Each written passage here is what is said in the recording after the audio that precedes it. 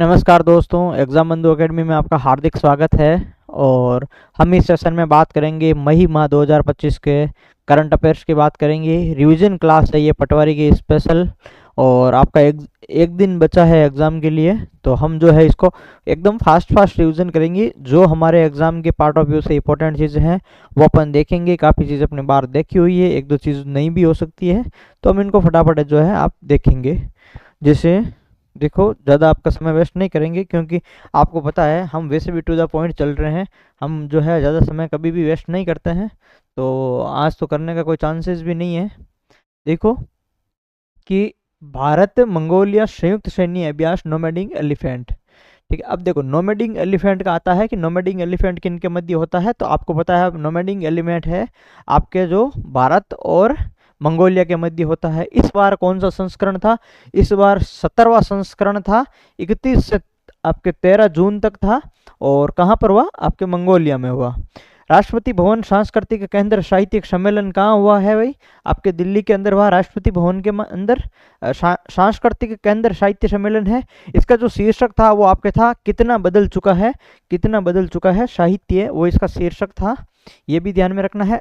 उसके बाद में देखो स्वच्छ सर्वेक्षण ग्रामीण जो है रिपोर्ट है 2025 की, उसको लॉन्च किया गया था। स्वच्छ सर्वेक्षण ग्रामीण जो है आपके रिपोर्ट, या जो इसको सर्वेक्षण को आपके लॉन्च किया गया था कब? 29 मई को।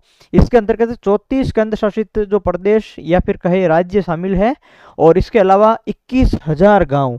34 तो आपकी क्या है? केंद्र शासित प्रदेश और राज्य, प्लस 21,000 गाँव। कितने जिलों के? 761 जिलों के 21,000 गांव स्वच्छ सर्वेक्षण ग्रामीण जो है आपके 29 मई को लॉन्च हुई थी, इसके अंदर शामिल है। तो कितना बदल चुका है साहित्य भी है, और आपके नोमैडिक एलिफेंट मंगोलिया के साथ में है। उसके बाद में देखो अमेरिकन म्यूजिक अवार्ड, भारतीय मूल की जो है राजा कुमारी, भारतीय मूल की राजा कुमारी को अमेरिकन म्यूजिक अवार्ड मिला है। तो ये आप ध्यान में रखेंगे। ये है भारतीय मूल की क्या है? संगीतकार है। तो याद रखेंगे अमेरिकन म्यूजिक अवार्ड किसको मिला है? राजा कुमारी को। भारतीय मूल की क्या है? संगीतकार है। DRDO quantum technology research centre कहाँ है भाई? DRDO quantum technology research centre आपके कहाँ? मेटकॉप हाउस नई दिल्ली के अंदर। ठीक है, डीआरडीओ का रिसर्च जो आपके सेंटर है वो दिल्ली के अंदर है। आप जो कहीं है साउथ में बेंगलोर वगैरह जो है मत कर देना ऑप्शन में आए, तो आपको कौन सा भाई याद रखना? दिल्ली। मानव विकास सूचकांक के अंदर जो भारत की रैंक है वो इस बार कौन सी थी? इस बार 130वीं है यूएनडीपी की रैंक। तो ये भी आप ध्यान में रखें। और उसके बाद में बीएफएस यानी उच्च रिजोल्यूशन मौसम पूर्वानुमान प्रणाली। ये उच्च रिजोल्यूशन मौसम पूर्वानुमान प्रणाली जो है हम पढ़ चुके हैं, और ये क्या है? भारत फोरकास्टिंग सिस्टम है। और उसके बाद में विश्व हाइड्रोजन शिखर सम्मेलन कहाँ पर हुआ था भाई? हाइड्रोजन का शिखर सम्मेलन आपके रोटरडम नीदरलैंड के अंदर हुआ है। और टाइम 100 मोस्ट इन्फ्लुएंशियल जो पीपल इन द फिलेंथ्रोपी है, उसके अंदर भारतीय मूल के एक पत्रकार आनंद गिरिधर दास है, वो शामिल हुए हैं भाई। टॉप 100 आपके इन्फ्लुएंशियल पीपल इन फिलेंथ्रोपी, उसके अंदर आपके आनंद गिरिधर दास है, भारतीय मूल के क्या है? पत्रकार है, उनको शामिल किया गया है। एशियाई उत्पादकता जो संगठन है उसकी भारत अध्यक्षता करेगा 2025-26 के अंदर। तो ये भी याद रखें आप कि भाई जो है भारत एशियाई उत्पादकता संगठन की जो है अध्यक्षता 2025-26 के अंदर भारत करेगा। ये भी आपको ध्यान में रखना है। उसके बाद में देखो आप, अगला है आपका ये आपके ऑल इंडिया जो फुटबॉल फेडरेशन यानी अखिल भारतीय जो फुटबॉल फेडरेशन है, उसका आपका सर्वश्रेष्ठ जो सर्वश्रेष्ठ खिलाड़ी का जो पुरुष श्रेणी का पुरस्कार है वो आपके सुभाषिस बोस को मिला है। हालांकि ये जो हम शॉर्ट में पढ़ रहे हैं उनको हम आगे डिटेल में भी देखेंगे। ठीक है, तो जो पुरुष का पुरस्कार मिला है आपके अखिल भारतीय फुटबॉल महासंघ का, किसको मिला है? सुभाषिस बोस को मिला है। तीस्ता प्रहार युद्धाभ्यास है, ये भारतीय सेना का जो है युद्धाभ्यास है, भारतीय सेना का तीस्ता प्रहार। और ये तीस्ता फील्ड फायरिंग रेंज पश्चिम बंगाल के अंदर इसका है वो आयोजन हुआ है। इसके बाद में जूनियर विश्व कप है। जूनियर विश्व कप कौन सा भाई? शूटिंग के संबंधित जूनियर विश्व कप है, जो आपके सुहल जर्मनी के अंदर हुआ है। भारत ने इसके अंदर कितने? 11 पदक प्राप्त किए और प्रथम स्थान प्राप्त किया था। ठीक है, हम सारी चीजें हमारी पढ़ी हुई है। उसके बाद में महेंद्र गुर्जर विश्व para athletics grand pics, Mahendra Gurjar भाई कौन है? महेंद्र गुर्जर है आपके विश्व पैरा एथलेटिक्स ग्रैंड पिक्स के अंदर इन्होंने आपके गोल्ड मेडल जीता है। यानी विश्व पैरा एथलेटिक्स ग्रैंड पिक्स के अंदर क्या है, गोल्ड मेडल जीता है। कहाँ पर हुआ है? ये नॉटविल स्विट्जरलैंड के अंदर हुआ है। और ये महेंद्र गुर्जर आपके पुरुष भाला फेंक F42 श्रेणी से संबंधित है। 61.17 मीटर इन्होंने भाला फेंक कर विश्व रिकॉर्ड बनाया और आपके क्या जीता, आपके गोल्ड मेडल जीता है। तो महेंद्र गुर्जर आपके विश्व पैरा एथलेटिक्स ग्रैंड पैक्स के अंदर क्या जीता है, इन्होंने गोल्ड मेडल जीता है भाई। उसके बाद में देखो यूपीएससी का नए अध्यक्ष बने हैं अजय कुमार। आपको पता है आईसीसी वर्ल्ड टेस्ट चैंपियनशिप 2000 आपके 23 या 25 है, जिसके अंदर विजेता टीम को आपके 3.6 जो मिलियन डॉलर है वो आपके राशि मिलती है। और उसके बाद में ज्ञानपीठ पुरस्कार है जो आपको पता है गुलजार और रामभद्राचार्य को मिला है। रामभद्राचार्य संस्कृत विद्वान है, गुलजार क्या है भाई, आपके कवि या गीतकार है। उसके बाद में अंतर्राष्ट्रीय जैव विविधता दिवस की बात करें, कब है भाई, 22 मई को है। ये हम काफ़ी बार पढ़ चुके हैं और ये एनएचएम एग्जाम के अंदर आया था, जो आरएसएस भी करवाती है। एनएचएम एग्जाम के अंदर ये आया था कि अंतर्राष्ट्रीय जैव विविधता दिवस मनाया जाता है, तो 22 मई को है। प्रकृति के साथ सामंजस्य और आपके क्या है, सतत विकास, इसकी जो है आपके थीम है। आपको पटवारी के लिए थीम याद रखनी है भाई। आपके पेपर के अंदर आप एक चीज रट लें, एक तो जो है आप ये दिवस है, कौन सा दिवस है, कब मनाया जाता है, ये आरएसएसबी का फेवरेट जो है ट्रेंड के अंदर है। जैसे आप लाइब्रेरियन का देखोगे तो वहां पर भी इनका जो है प्रश्न आया था, आपके अंतर्राष्ट्रीय वन दिवस का आया था या उसकी थीम आई है। उसके बाद में एक बार जो है प्रश्न आया था आपके योग दिवस का और उसकी थीम आई है। फिर आपके जो है जैव विविधता दिवस का या उसकी थीम आई है, एक और था उसकी भी आई है। तो लगातार जो है इस ट्रेंड पे आपके प्रश्न आ रहे हैं, इस ट्रेंड पे। तो एक तो ये आपको ट्रेंड समझना है भाई, ठीक है। जो भी है एक बार इनकी जो सारी थीम है वो याद कर लें भाई। भारत का 86वें आपके ग्रैंड मास्टर कौन है, श्री हरि एलआर। कौन है भाई, श्री हरि एलआर। उसके बाद में WHO global network age friendly cities, आपके जो शहर है वो कौन सा शहर शामिल हुआ है भाई, WHO के ग्लोबल नेटवर्क के अंदर एक शहर शामिल हुआ है भारत का, केरला का कोझिकोड जो शहर है वो शामिल हुआ है। क्यों, एज फ्रेंडली सिटीज के श्रेणी के रूप में। एज फ्रेंडली का मतलब है कि इन्होंने जो है वरिष्ठ नागरिकों के लिए जो है उनके लिए इन्होंने उनके जो है नीतियां बनाई हैं और उन्होंने उनका बोर्ड आयोग भी बनाया है वरिष्ठ नागरिक। तो आप कुल मिला के ये जो है आपके उनको सुविधाएं प्रदान करने के अंदर ये जो है आगे है, इस कारण इनको WHO ग्लोबल नेटवर्क में कोझिकोड को शामिल किया गया। पनडुब्बी रोधी युद्धक विमान आपको याद ही करना भाई। अर्नाला मोस्ट इंपॉर्टेंट है, आपके अर्नाला है, तमाल है, किल्तान है, जितने भी INS जो है अपन पढ़ते हैं, मैंने आपको टेलीग्राम पे भी सेंड किया था, अपने जो है नोट्स के अंदर भी सारी चीज़ लिखवा रखी है। जितने भी है याद कर लेना है, मोस्ट इंपॉर्टेंट है। बोर्ड का जो है RSSB का ट्रेंड के अनुसार एक प्रश्न ये बनता है कि यदि युद्धाभ्यास का पूछे तो आपके जो है राजस्थान के अंदर मोस्टली युद्धाभ्यास, नेशनल करंट अफेयर के अंदर भारत के अंदर युद्धाभ्यास हुए हैं, उनका याद करना है आपको भाई, ठीक है। एक जो जुलाई के अंदर हुआ था आपके बोल्ड कुरुक्षेत्र, वो भी आपको याद करना है भाई, जो आपके जोधपुर के अंदर हुआ था, तो उसको भी आपको ध्यान में रखना है। और ये आपके अर्नाला है, पनडुब्बी रोधी युद्धक पोत है भाई ये। और ये जो है गॉर्डन रिच शिप आपके जो बिल्डर्स लिमिटेड कंपनी है कोलकाता की, उन्होंने इसका निर्माण किया है और 8 मई को सौंप दिया भाई, ठीक है। 7th आपके SAFF अंडर 19 चैंपियनशिप है, अरुणाचल प्रदेश में हुई है भाई, और भारत जो है इसका विजेता रहा है। प्राचीन सिले हुए जहाज का नामकरण, इसको आप जानते हो भाई, ये कौन सा जहाज है, ये परंपरागत रूप से बनाया हुआ एक जहाज है जो आपके गुप्त काल का संबंधित जो है जहाज है, और उसका नाम जो है INS वी कौंडिन्य रखा गया है, ये भी ध्यान में रखे, ठीक है। तो जो प्राचीन शिलावा जहाज है, ये जैसे नारियल है और जो पुराने समय के जो जहाज होते थे पारंपरिक, उस तरीके का इन्होंने जहाज बनाया है। और नाम क्या रखा है, INS कौंडिन्य रखा है, क्योंकि ये सबसे बड़ा नाविक था कौंडिन्य, उनके नाम पर भी इन्होंने रखा था। तो ये भी आपको ध्यान में रखना है। और भारत विश्व की चौथी सबसे बड़ी क्या बन गई भाई, अर्थव्यवस्था बन गई है। इन्होंने क्या है, जापान को पीछे छोड़ दिया है। ये किसने कहा, यह नीति आयोग ने कहा है। और ये भी ध्यान में रखेंगे, आगे हम इनको डिटेल में भी पढ़ रहे हैं। विश्व खाद्य पुरस्कार किसको दिया, डॉक्टर मारियांगेला हंगरिया को दिया गया टिकाऊ कृषि के लिए।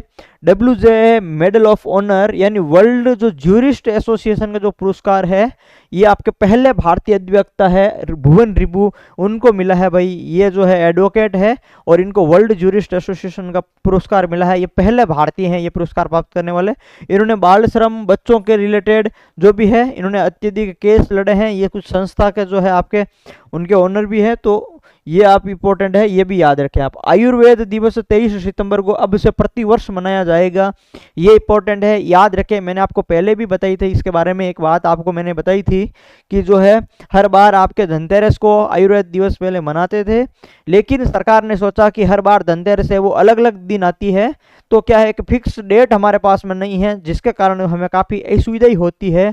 आपके ऑफिशियली रूप से असुविधा इसलिए होती है क्योंकि जो है आपके इसके संबंधित आयुर्वेद दिवस के संबंधित सम्मेलन हो, कोई योजना हो, तो वो चलाने के अंदर जो है थोड़ी दिक्कत होती है। तो इन्होंने घोषणा कर दी कि भाई एक दिन फिक्स कर लेते हैं 23 सितंबर, इस दिन हम क्या करेंगे, आपके आयुर्वेद दिवस ही मनाएंगे। तो ये याद रखें 23 सितंबर।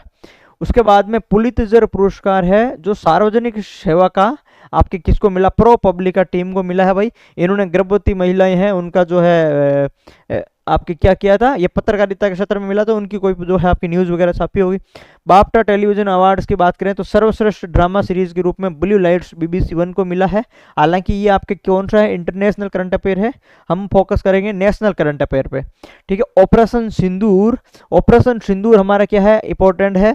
और ये क्या है, ऑपरेशन सिंदूर यानी आतंक पर प्रहार। आप सभी को पता है आतंकवाद के खिलाफ एक भारत की जो क्या है एक सटीक सैन्य ये प्रतिक्रिया है। इसकी पृष्ठभूमि क्या है भाई, सिंदूर की 22 अप्रैल 2025 को पहलगांव बेसरन जम्मू कश्मीर में आतंकियों ने 25 पर्यटक और एक स्थानीय युवक की हत्या कर दी। ये हमला तब हुआ जब आपके अमेरिकी उपराष्ट्रपति कौन है, JD वेंस भारत में थे और आपके प्रधानमंत्री मोदी कहाँ पे थे, सऊदी अरब के अंदर थे।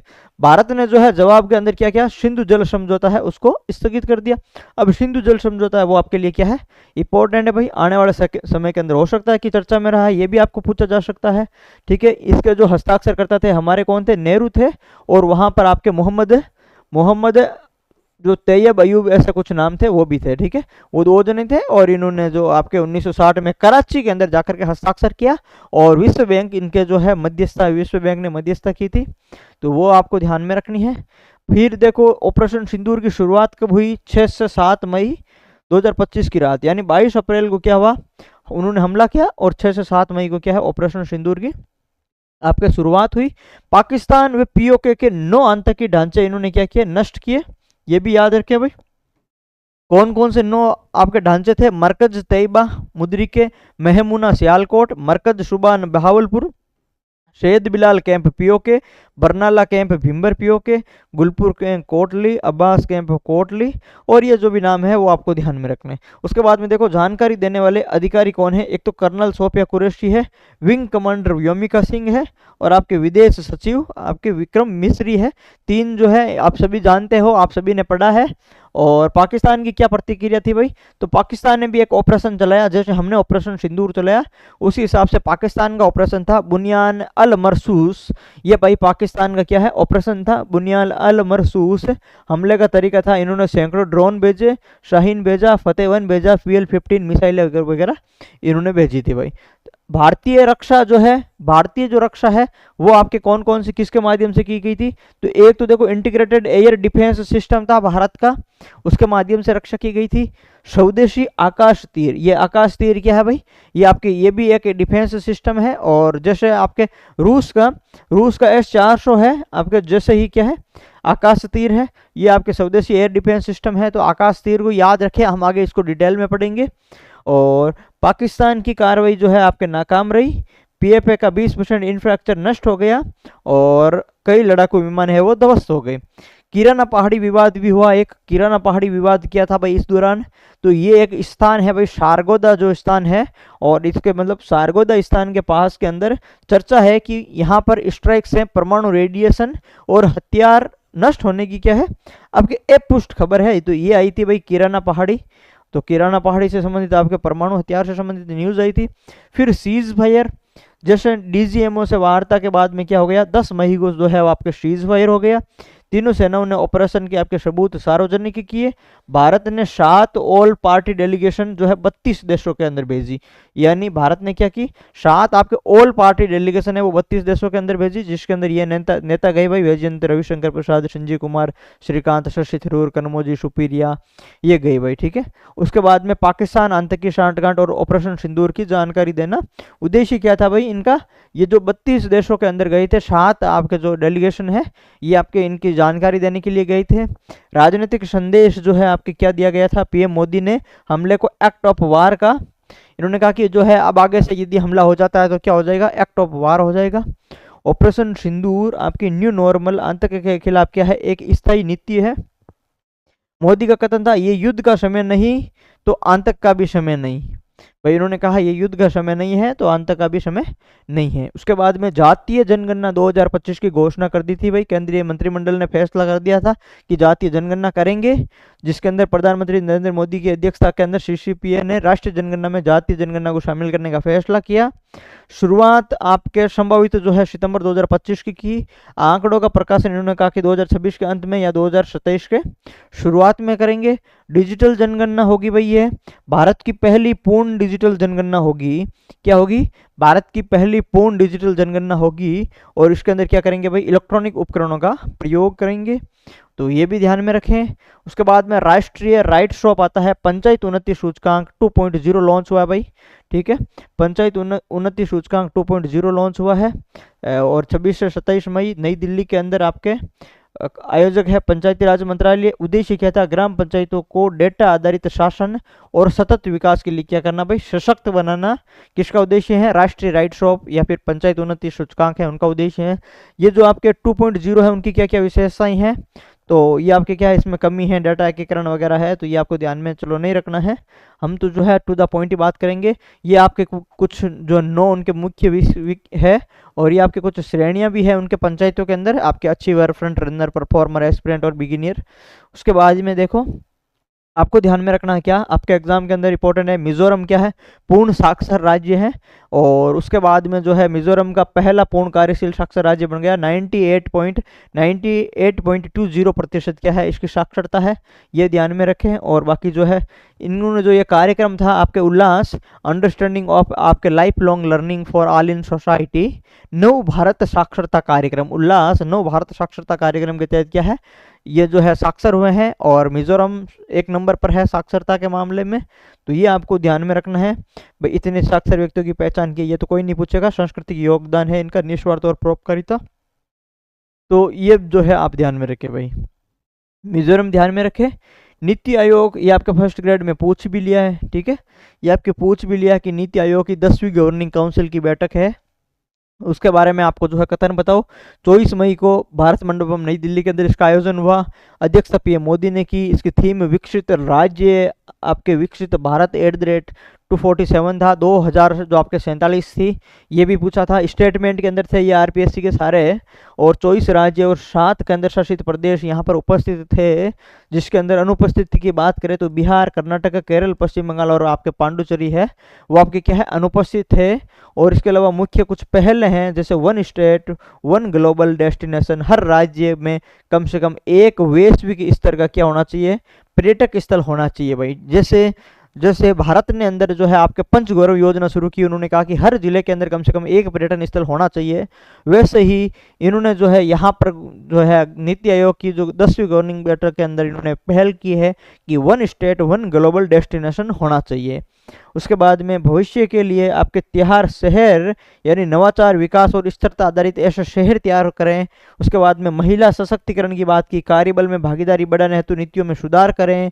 नागरिक सुरक्षा, यानी आपातकालीन प्रतिक्रिया हेतु आपके आधुनिक और संस्थागत ढांचा हो। और पीएम मोदी ने संदेश दिया, टीम इंडिया की भावना से संयुक्त प्रयास करें भाई, ठीक है, टीम इंडिया की भावना से क्या करें, संयुक्त प्रयास करें। तो ये मुख्य पहले थी, और ये नीति आयोग जो है आरपीएससी का फेवरेट टॉपिक था, ये फिर आरपीएससी ने यहाँ से सीधा सीधा प्रश्न पूछा था। भारत फोरकास्टिंग सिस्टम हमने पढ़ लिया, बीएफएस 26 मई को इसको लॉन्च किया गया था भाई। भारतीय उष्ण कटिबंधीय मौसम विज्ञान संस्थान, ठीक है, उनके द्वारा आईआईटीएम पुणे द्वारा जो है ये विकसित किया गया था। और जो है आपको 6.6 ये तो जो है दुनिया का उच्च रेजुलेशन है 6x6, और ये तो आपको जो है आपको ध्यान इसमें कुछ भी नहीं रखना है, क्योंकि जो है इस महीने के अंदर ये एक ही था बीएफएस। उसके बाद में कोझिकोड के बारे में हमने पढ़ लिया, ग्लोबल जो है एज वाला यूनेस्को का साहित्य का शहर इसको पुरस्कार मिला है भाई। वरिष्ठ नागरिकों के अनुकूल और समावेशी इन्होंने वातावरण तैयार किया है। भारत की समुद्री सीमा का क्या हुआ भाई, पुनर्निर्माण हो चुका है, इसको आपको क्या है ध्यान में रखना है। यानी भारत की जो पहले 7,516.6 किलोमीटर थी सीमा, यानी 16.6 किलोमीटर सीमा थी, अब जो बढ़ करके आपकी 11,098 पॉइंट आपके 81 हो चुकी है। और ये लगभग पहले से क्या है 47% की यहाँ पर वृद्धि हुई है। तो ये आपको पूछा जा सकता है सिद्धि कि कितने प्रतिशत की वृद्धि हुई है, तो 47% की वृद्धि हुई है। कितनी है, तो ये आपके इतनी है, और अब जो है इतनी हो गई 47%। कारण क्या था कि अब जो है उन्नत मापन तकनीक और विस्तृत मानचित्रण के माध्यम से इन्होंने क्या अब मापन किया है। पहली स्केल अलग थी मापन की, अब अलग हुई है। अब जो है आपके एडवांस तकनीकों से इन्होंने मापा, तब जो है आपके इसकी सीमा लंबी निकल गई। अब लंबी निकलने के कारण ये क्या है कि उस समय कुछ खाड़ियाँ वगैरह, द्वीप, ज्वारीय नदियाँ, मुहाने, जितने भी जो चीज़ें हैं, तो उन सब को अब शामिल किया है इन्होंने, पहले यह शामिल नहीं थे, जिसके कारण है जो अब सीमा लंबी हो गई है। यानी पहले जो है आपके 1 अनुपात यहाँ पर जो है आपके कितना है 2.5 लाख जो स्केल है, पहले 1 अनुपात शायद तक 5 लाख की जो है स्केल यूज करते थे, जिसके कारण ये अंतर आया था। अब इस स्केल के आपके इलेक्ट्रॉनिक नेविगेशन के कारण और जीआईएस तकनीक इसके अंदर शामिल है। नई गणना के अंदर देखो आपके खाड़ियाँ हैं, मुहाने, ज्वारीय नदियाँ, और 1298 आपके अपतटीय द्वीप या टापू है, अब इनको शामिल किया है, जिसके कारण क्या है अब लंबाई बढ़ गई है।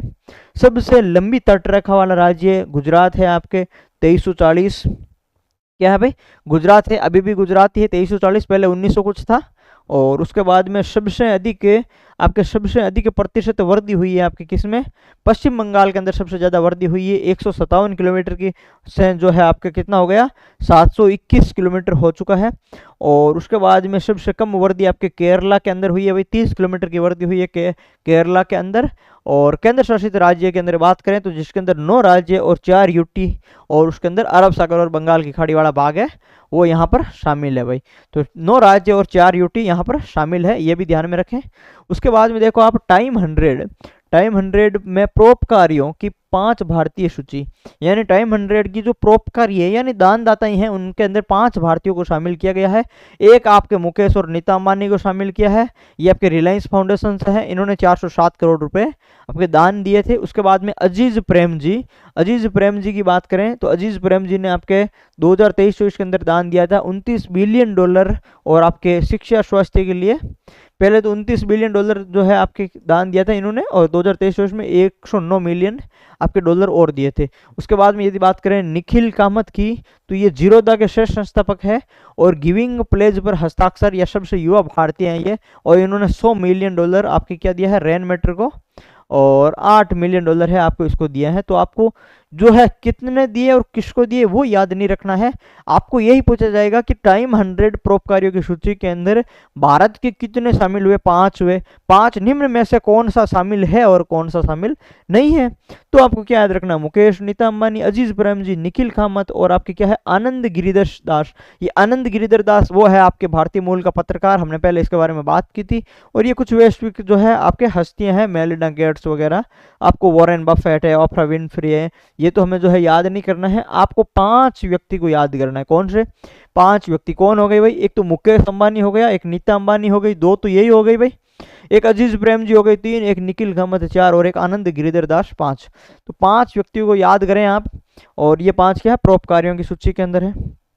उसके बाद में देखो ध्रुवीय भवन और सागर भवन का उद्घाटन हुआ है कहाँ पर, गोवा के अंदर। जितेंद्र सिंह केंद्रीय पृथ्वी विज्ञान मंत्री, उन्होंने किया भाई।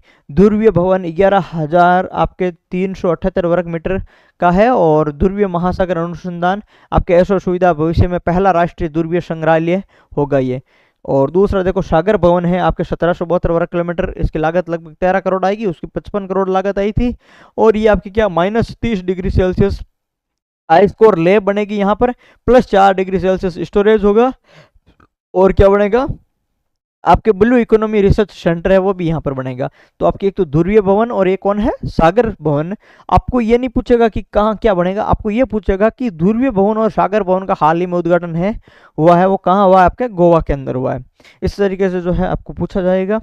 उसके बाद में आप देखो आइजोल, आइजोल आपके राष्ट्रीय रेल नेटवर्क से क्या हो गया, जुड़ गया भाई। यानी राज्य कौन सा है, आइजोल आपके मिजोरम राज्य है, जो पूर्वोत्तर का चौथा राज्य है जिसकी राजधानी क्या है, रेल से जुड़ी है। यानी पूर्वोत्तर जो भी आपके 7-8 राज्य है उनमें से चौथा राज्य ये है जिनकी जो राजधानी है वो अब रेल से जुड़ी है। असम, त्रिपुरा और अरुणाचल प्रदेश पहले थे, इनकी राजधानी पहले रेल से जुड़ चुकी थी, अब आपके मिजोरम जुड़ा है। आपको क्या पूछेगा, आपको यही पूछेगा हाल ही कौन सा राज्य है हाल ही के अंदर जिसकी राजधानी है वो आपके राष्ट्रीय रेल नेटवर्क से जुड़ चुकी है, तो आपका कौन सा है, आपको मिजोरम करना है भाई, ठीक है। क्यों, क्योंकि ये साक्षरता में यहाँ पर जो है आपके क्या आया, टॉप पर आया, और साक्षरता में टॉप पर आया तब क्या हो गया भाई, वहां पर जो है लोग सभी पढ़े लिखे हैं, तो वहां पर जो है ट्रेन होना भी आवश्यक है, लोग जो है इसकी अहमियत और महत्व इसका समझते हैं। तो आप उस तरीके से इस चीज़ को याद कर सकते हो कि जो है यहाँ पर जो है ट्रेन आई गई थी, कहाँ पर, मिजोरम के अंदर। अन्य राज्य हो गई आपके कहाँ से कहाँ तक, आपके बेरबी से शरांग तक लाइन बिछेगी, और ये भी जो भी है ये आपको कोई भी कुछ भी नहीं पूछेगा इसके अंदर, जो है कितना ऊंचा है ब्रिज वगैरह, आपको तो मिजोरम नाम ही याद रखना है बस। उसके बाद में आप देखो एनडीए, एनडीए के अंदर जो पहली महिला कैडेट पास आउट हुई थी सुप्रीम कोर्ट के ऑर्डर के बाद के अंदर 2022 के अंदर, आपके एनडीए के अंदर पहली बार महिलाओं को शामिल किया है। तो उस समय जो महिलाएं शामिल हुई थी उनका जो आपका पहला बैच है, यानी पहला महिला आपके कैडेट्स है वो पास आउट हो चुका है। और इसके अंदर कितनी महिलाएं शामिल थी ये संख्या याद रखनी है, 17 महिलाएं आपके इसके अंदर शामिल थी भाई। ये पहला महिला और आपके पुरुषों का क्या है, संयुक्त बैच है। एनडीए खड़कवासला आपके पुणे ये स्थान था, यहाँ से ये पास आउट हुए हैं, और जो है ये आपको ध्यान में रखना है। बाकी तो आगे सब ये अलग अलग डिपार्टमेंट में जाएंगे, तो 17 आपके महिलाएं हैं वो ध्यान में रखे हैं। उसके बाद में भारत को जो WHO ने क्या है, ट्रोकोमा उन्मूलन अब प्रमाण पत्र दिया है 2024 के अंदर। 8 अक्टूबर 2024, 8 अक्टूबर 2024 को क्या है, भारत को ट्रैकोमा मुक्त है वो आपके घोषित कर दिया था WHO ने। लेकिन अभी हाल ही में 19 मई को इन्होंने क्या दिया भाई, आपके जिनेवा की जो आपके 78वीं विश्व स्वास्थ्य बैठक थी, WHO की 78वीं बैठक थी जिनेवा के अंदर 19 मई को। उस बैठक के अंदर भारत को क्या है, ये प्रमाण पत्र प्राप्त दिया है, कौन सा, ट्रोकोमा मुक्त वाला, जबकि घोषणा तो इन्होंने पहले कर दी थी। तो ये ध्यान रखिए, भारत जो है दक्षिण पूर्वी एशिया के अंदर ऐसा 30 देश बन गया है जिसको ये प्रमाण पत्र मिला है। उसके बाद में जो है नेपाल और म्यांमार को पहले मिल चुका था। ट्रोकोमा के लिए बात करें, ये जो है आंख से संबंधित रोग है, और बैक्टीरिया आंख व नाक स्राव व मक्खियों से फैलता है। उसके बाद में देखो आप गुजरात में 16वीं आपके एशियाई शेर गणना हुई थी, ठीक है। ये जो पर्सन है एशियाई शेर गणना, ये आपके किस में आया था, आपके NHM के अंदर आया था कि गुजरात के अंदर जो है मुख्यतः कौन से पाए जाते हैं, तो एशियाई शेर गणना पाए जाते हैं। हमने बहुत बार बात की है, मैंने आपको इंडियन ज्योग्राफी पढ़ाई थी, उसके अंदर भी जब मैंने आपको गिर पर्वत पढ़ाई थी तब भी मैंने कहा था कि यहाँ पर जो है गिरवन और गिरनार पहाड़ी, जो भी मैंने गिरनार पहाड़ी भी बताई थी, तो उस समय मैंने आपको कहा था कि यहाँ पर क्या है, एशियाई शेर पाए जाते हैं। एशियाई शेरों के लिए ये प्रसिद्ध है, ये प्रश्न 4-5 बार आया हुआ है, और NHM के अंदर फिर आया था, मैंने जो है टेलीग्राम पे स्क्रीनशॉट भी डाला होगा। तो जो है आपके कौन है, यहाँ से भी मैं आपको फिर बता देता हूँ कि गुजरात में 16वीं एशियाई शेर गणना हुई है 10 से 13 मई तक, 11 जिले। और आपको ये नहीं पूछेंगे, आपको ये पूछेंगे कि शेरों की संख्या कितनी है, या ऐसा प्रश्न पहले आ चुका है। तो 2020 के अंदर 674 शेर थे, अब बढ़कर के कितने हो गए, 891 हो गई। आपको 891 है वो याद ही रखना है भाई, कितने प्रतिशत की वृद्धि हुई है, आपके 32.2% में 32.2% शेयरों की संख्या हुई है। 674 से बढ़ करके कितना हो चुका है, 891 हो चुके हैं। ये भी याद नहीं रखना है, आपको सिर्फ एक की संख्या याद रखनी है कि भाई जो गुजरात के अंदर है वो कौन से नंबर की शेयर गणना हुई है। तो एक तो ये संख्या याद रखें कि 16वीं शेयर गणना हुई है, और आपकी संख्या बढ़ करके 674 से कितनी हो गई, 891 हो गई भाई, ठीक है। मैं जो बोलूँ याद करना है तो आपको याद ही करना है भाई, एक एक वर्ड क्या है इंपॉर्टेंट है। उसके बाद में देखो केरल में रोबोटिक्स शिक्षा, केरल के अंदर क्या है, रोबोटिक्स शिक्षा लागू हुई है। प्रश्न आएगा हाल ही में किस स्टेट ने क्लास 10th के अंदर जो है आपके रोबोटिक शिक्षा अनिवार्य कर दी है, तो आपका आंसर होगा केरल। इतना ही प्रश्न आने वाला है। क्लास 10 के लिए रोबोटिक शिक्षा इन्होंने 2 जून 2025 से क्या कर दी, अनिवार्य कर दी। ICT में नया अध्याय इन्होंने जोड़ा, द वर्ल्ड ऑफ रोबोट्स, ठीक है। आईसीटी के अंदर इन्होंने नया अध्याय जोड़ा, द वर्ल्ड ऑफ रोबोट्स। तो रोबोटिक शिक्षा को अनिवार्य कर दिया आपके किसने, केरल ने। उसके बाद में आप देखो ऑपरेशन ओलिविया। ऑपरेशन ओलिविया है जो आपके ये इंपॉर्टेंट है भाई, ये मैंने आपको पहले बता दिया था कि ये भारतीय तटरक्षक बल से संबंधित है। और ये आपके ओलिव रिडले जो केचुआ हैं, ओलिव रिडले जो कछुओं हैं, उनके घोंसलों की ये रक्षा करने के लिए आपके क्या है, गहीर माता बीच ओडिशा पर ये जो है आपके चलाया गया था। आपको दो चीज यहाँ पर उद्देश्य याद रखनी है, एक तो ऑपरेशन ओलिविया ओलिव रिडले कछुओं की घोषणा की रक्षा करने के उद्देश्य से चलाया गया, भारतीय तटरक्षक बल के द्वारा चलाया गया। और ये हर साल जो नवंबर से मई के मध्य होता है। और मेन चीज तो क्या है भाई, यहाँ पर कौन सा बीच है, देखो एक बार सीटी के अंदर बीच पूछ लिया था कि वर्कला बीच है, वर्कला बीच कहाँ पर है ये पूछ लिया था सीटी के अंदर। ठीक है, मैंने आपको ज्योग्राफी के अंदर जो सारे बीच मैंने आपको बताई है, एक लिस्ट बताई थी बीच की, उसके अंदर मैंने सारी चीज बताई है। उसके अंदर मैंने आपको गहीर माता बीच भी है, वो भी मैंने आपको बताया था। तो भाई गहीर माता बीच आपको कहाँ पर बताया था, मैंने ओडिशा के अंदर बताया था। तो ये भी याद रखें, इस बीच का नाम याद रखें भाई। और ऑपरेशन ओलिविया आपकी क्या है, इंपॉर्टेंट है ये। उसके बाद में देखो इग्ला एस। इग्ला एस जो है अभी हमने रूस से जो है आयात किया है, पहलगाम हमले के बाद में जो है भारत को मई 2025 के अंदर ये इग्ला एस मिला है भाई। और ये 260 करोड़ के अंदर इसकी डील हुई थी आपातकालीन खरीद नीति के तहत। इसके अंदर जो है आपके टारगेट कौन है, ड्रोन, फाइटर जेट, हेलीकॉप्टर, आपके जो है ये सभी टारगेट है। आपको याद रखना इग्ला एस किस देश से जो है आपके लिया गया पहलगाम हमले के बाद में, रूस। S-400 कहाँ है, रूस का है, तो इग्ला एस किसका, रूस का, ऐसे याद कर लेना। ये भी प्रश्न इंपॉर्टेंट है कि अरुणाचल प्रदेश दिरांग भूतापीय उत्पादन कुआं है, वो आपके कहाँ है, अरुणाचल प्रदेश में है। ये आपको ये आएगा कि पूर्वोत्तर भारत का पहला जियोथर्मल उत्पादन कुआं, यानी भूतापीय का मतलब हो गया जियोथर्मल उत्पादन कुआं है, पूर्वोत्तर भारत का पहला, पूर्वोत्तर भारत का पहला जियोथर्मल उत्पादन कुआं है। तो आप क्या याद करोगे भाई, दिरांग आपके अरुणाचल प्रदेश, क्या है, दिरांग आपके अरुणाचल प्रदेश है, इसको भी आपको याद रखना है। तो ये आपके लिए इंपॉर्टेंट है। उसके अलावा आपको कुछ भी इसमें याद नहीं रखना है। और उसके बाद में देखो विस्टाडम ट्रेन, ये मैंने आपको बता दिया था टेलीग्राम पे भी। विस्टाडम ट्रेन है आपके कौन सी, जंगल सफारी। विस्टाडम ट्रेन जंगल सफारी आपके किस स्टेट में चलाई गई, याद रखोगे उत्तर प्रदेश। विस्टाडम ट्रेन जंगल सफारी उत्तर प्रदेश के अंदर कतनिया घाट से दुधवा टाइगर रिजर्व तक चलाई गई। देश की आपके पहली जंगल safari vistadome coach train eco tourism को क्या है, बढ़ावा देने वाली है। उसके बाद में देखो अंकिता आपके एआई न्यूज एंकर है, असमिया भाई, असमिया भाषा की है, एआई न्यूज एंकर है, क्षेत्रीय भाषा में पहली क्षेत्रीय भाषा की ये न्यूज एंकर है भाई। ये भी याद रखें कि अंकिता एआई है, या प्रश्न आएगा पहली क्षेत्रीय भाषा में एआई न्यूज एंकर कौन सी है, क्षेत्रीय भाषा का है, असमिया भाषा के अंदर पहली एआई न्यूज एंकर जो है कौन है, अंकिता है। Ankita AI news anchor important है। असम के आपके सीएम है हिमंत बिश्वा शर्मा, उन्होंने जो है इसको लॉन्च किया था। असम कैबिनेट निर्णयों, देखो उद्देश्य क्या है, असम के जो कैबिनेट निर्णय हैं उनको सोशल मीडिया पर असमिया में प्रस्तुत करना। क्या उद्देश्य है भाई, यानी असम सरकार की जो कैबिनेट है उन कैबिनेट का जो निर्णय होगा उनको सोशल मीडिया पर असमिया भाषा के रूप में क्या है, प्रस्तुत करना अंकिता एआई का जो है उद्देश्य है। तो ये याद रखें, अंकिता एआई और विस्टाडोम ट्रेन जंगली उत्तर प्रदेश, तीन नाम याद रखें। उसके बाद में देखो नई रेल सेवा चलाई गई भाई, कहाँ से, आपको त्रिपुरा से आपके असम के मध्य। स्पेस औद्योगिक पॉलिसी है, हाल ही में तमिलनाडु ने है वो आपके लागू की है। उससे पहले आपके कर्नाटक और गुजरात लागू कर चुके हैं। अब यह तमिलनाडु स्पेस औद्योगिक पॉलिसी लाने वाला या फिर इस नीति की मंजूरी देने वाला तीसरा जो है स्टेट बन चुका है। तो स्पेस यानी अंतरिक्ष औद्योगिक पॉलिसी लाने वाला तीसरा स्टेट कौन बन गया भाई, तमिलनाडु बन गया है। उससे पहले कर्नाटक था और गुजरात था।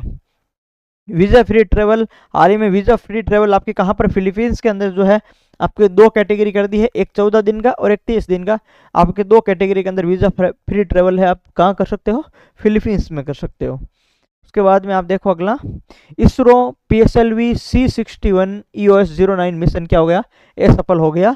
और ये मैंने आपको पहले ही बता चुका हूं मैं आपको कि जो है 101वां इसरो का मिशन है, इंपॉर्टेंट है, पूछा जाएगा कि इसरो का 101वां मिशन कौन सा है। तो आपका हो गया EOS-09 यानी अर्थ जो आपके ऑब्जर्वर है या आपके अवलोकन है, पृथ्वी अवलोकन उपग्रह है जो भी है, वो आपके क्या EOS-09 है। किस रॉकेट से छोड़ा गया, ये याद रखना है आपको भाई। चीज जो है आपको क्या क्या याद रखनी होती है करंट अफेयर्स के अंदर, वो कैसे पता चलता है, या तो जो है कोई हमें पहली बार पढ़ रहे हैं या हमें कोई बताए कि कैसे याद रखना है, या हम बार बार जो कैसे PYQs वगैरह देखे तब पता चले कि इस तरीके के प्रश्न आते हैं। तो वर्तमान ट्रेंड जो भी चल रहा है उस हिसाब से यदि मैं आपको बात करूं तो आपको ये याद रखना है रॉकेट का नाम कि PSLV C61 जो है रॉकेट आपके उसके द्वारा आपके US-09 भेजा गया। इसरो का 101वां मिशन है और ये क्या हो गया, असफल हो गया। इस चीज को ध्यान में रखें, ये पेपर में आया हुआ प्रश्न है कि इसरो का 101वां मिशन है, PSLV C61 है और ये क्या हो गया, तीसरे चरण में तकनीकी खराबी के कारण मिशन विफल हो गया, असफल हो गया। और यही प्रश्न आया था, स्टेटमेंट एक ही चेंज था उस प्रश्न के अंदर कि निम्न में से जो है आपके कौन सा है, ये सारे स्टेटमेंट दे रखे थे और एक स्टेटमेंट लिखा था कि ये जो है आपका सफल हो गया।